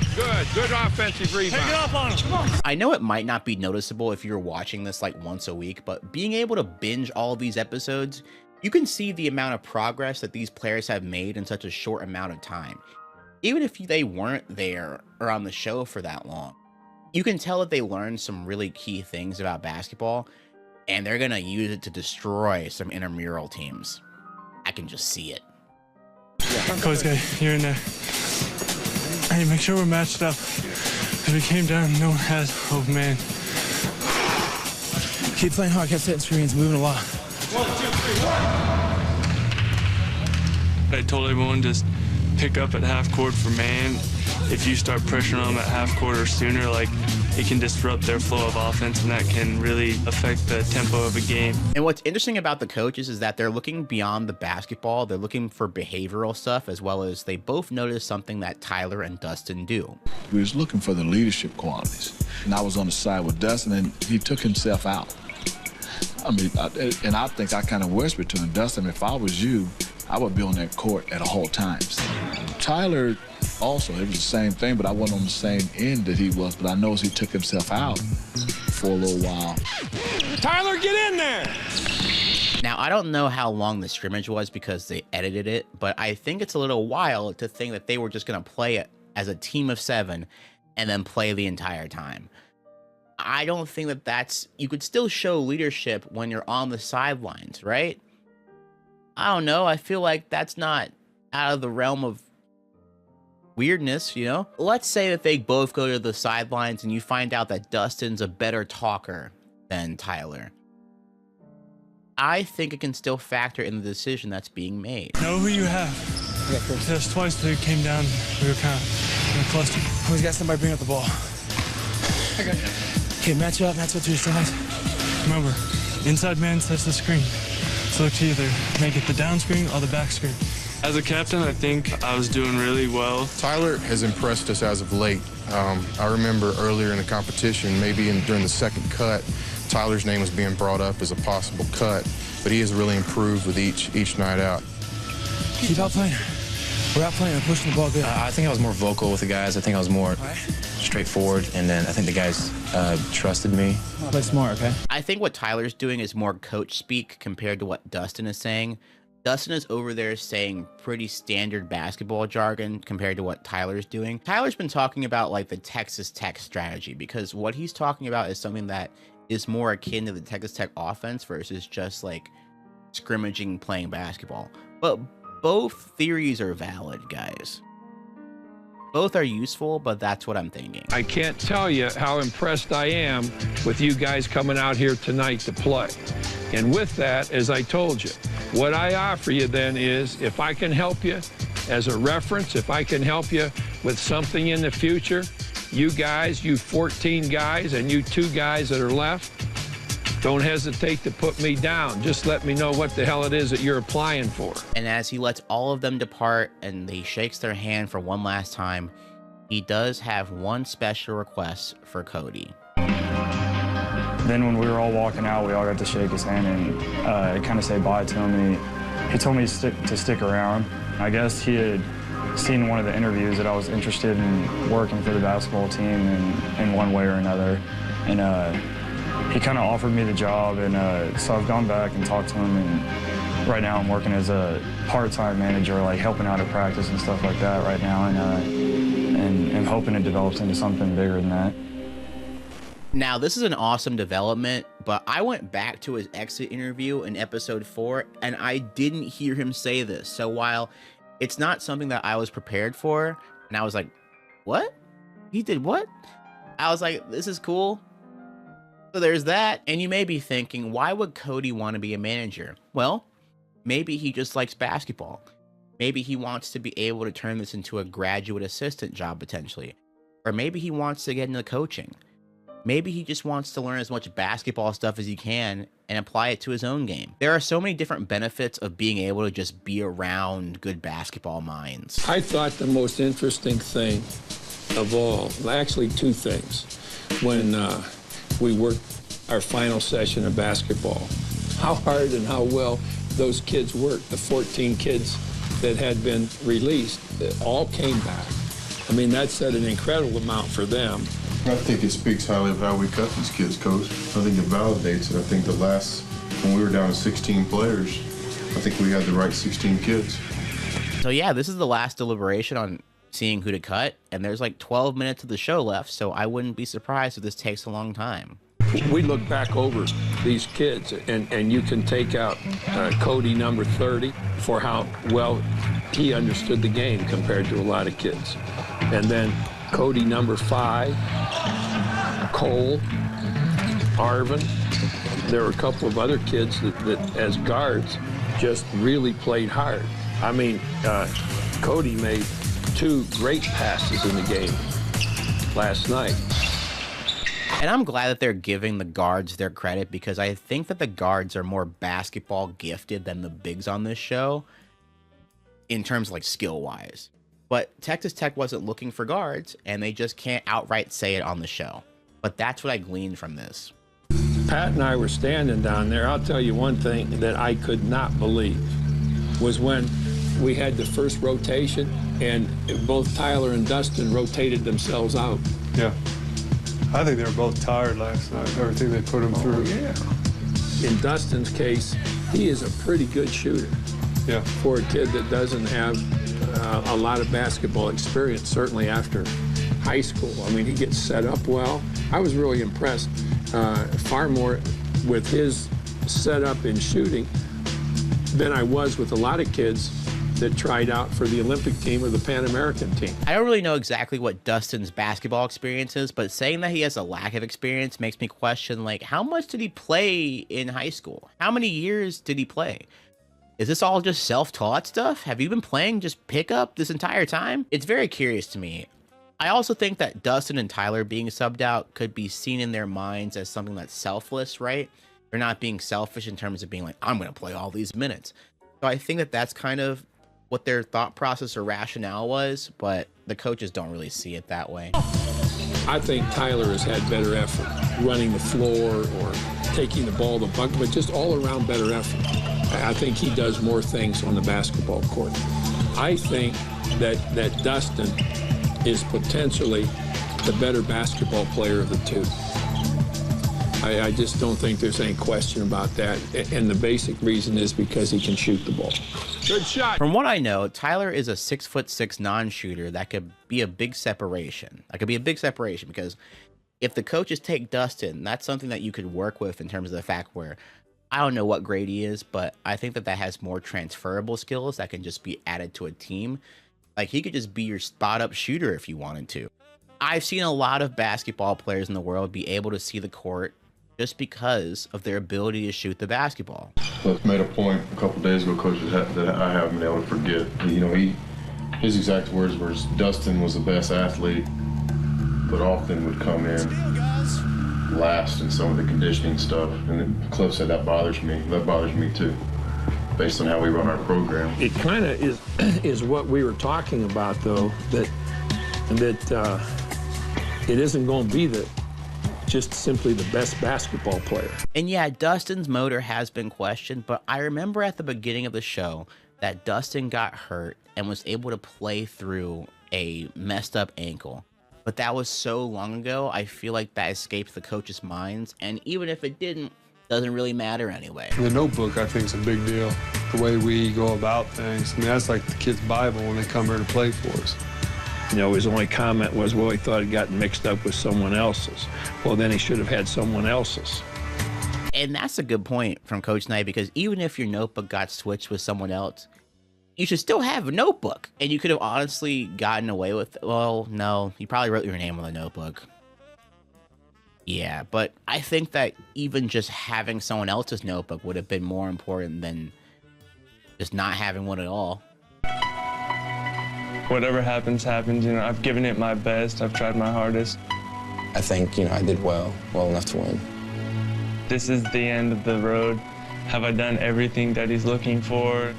I think I deserve to be the walk-on for Coach Knight because I think I'm the strongest one, you know, the smartest one on the court, and I think I just have what he wants. I tried to step up more and show that I was a vocal leader and that I could maybe bring that to this team.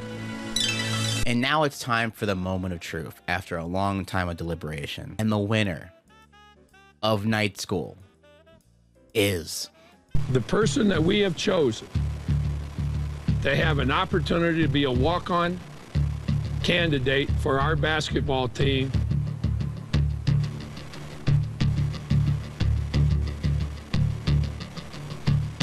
is Tyler. Tyler, you're going to have to be involved with our basketball program from this point on. We're going to talk to you about what you have to do with your shooting. You're going to have to watch practices. You're going to have to be in a weight program. Our spring basketball season starts after our last game, and that's when you will join our team as a walk-on candidate. So I think this decision is a safe decision. It's also the right decision. I think that Dustin not having a notebook really did him in. And I think that overall, Tyler was a better leader, a better teammate, and someone that is better suited to be a walk-on.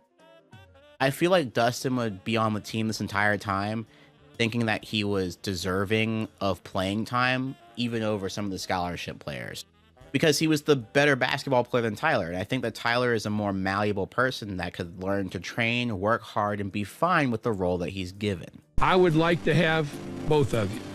Television drama dictates differently. Now, they can stick television drama right up their ass.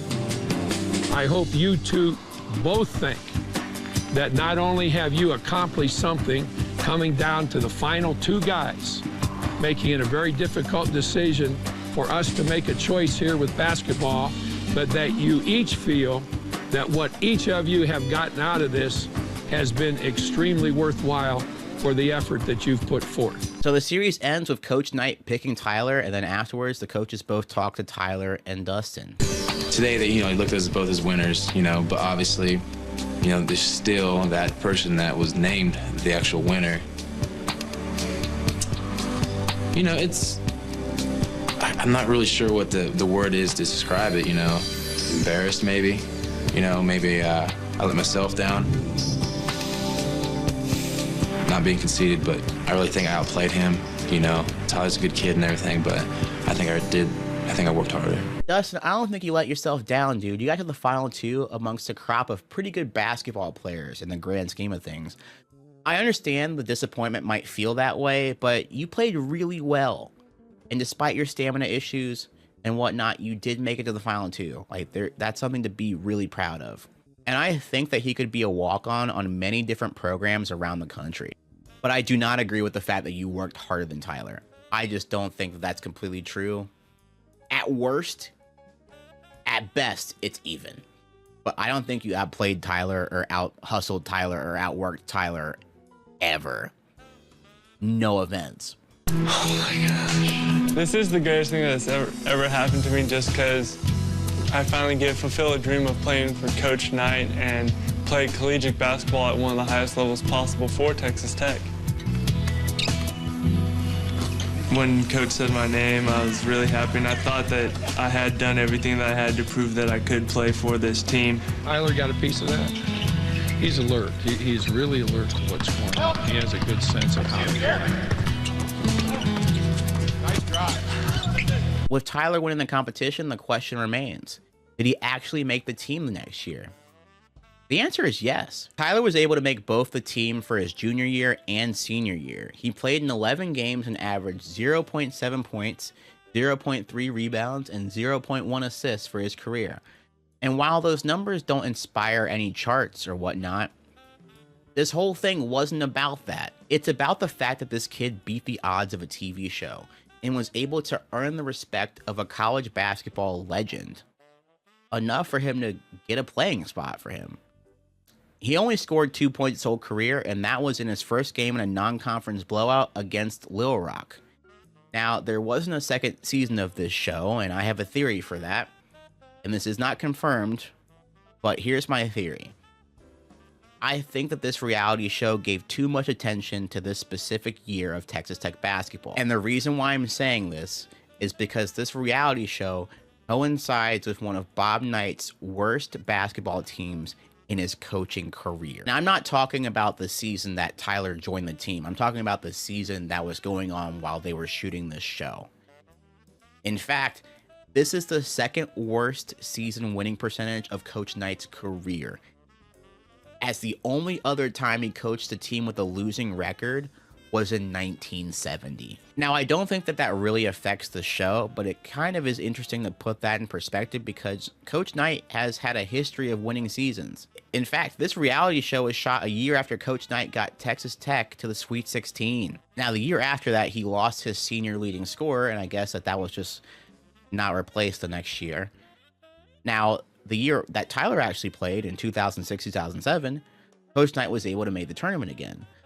But I do wonder if the reality TV show potentially took away from just how good that Texas Tech basketball team could have been. Because it was shot before the season started. Maybe it took away from recruiting, maybe it took away from other aspects, but it is fascinating that the only time in the modern era of college basketball, Coach Knight had a bad team or a below mid team when he was doing this TV series. Food for thought. And with that, we have reached the end of the video. I want to thank each and every one of you for watching. This is easily one of my more audacious projects, and I do think that I would love to keep doing these kind of long form style videos. And I want to give a special shout out to my patrons. You guys allow these videos to be made and be possible. And I want to give a special shout out to Nebula. Nebula is the special streaming service that I'm a part of, where it's me and a whole bunch of a lot of other creators that make video essays and documentaries. And for those of you that sign up for Nebula with my code, you get access to all of my videos ad-free and sponsor-free. So it's the best of both worlds. You get uninterrupted Kofie videos, and I get financially supported, which allows me to make more videos. Don't we all win? I think we all win. Anyway, thank you guys so much for this. I love you guys. Have a good one, y'all. Bye.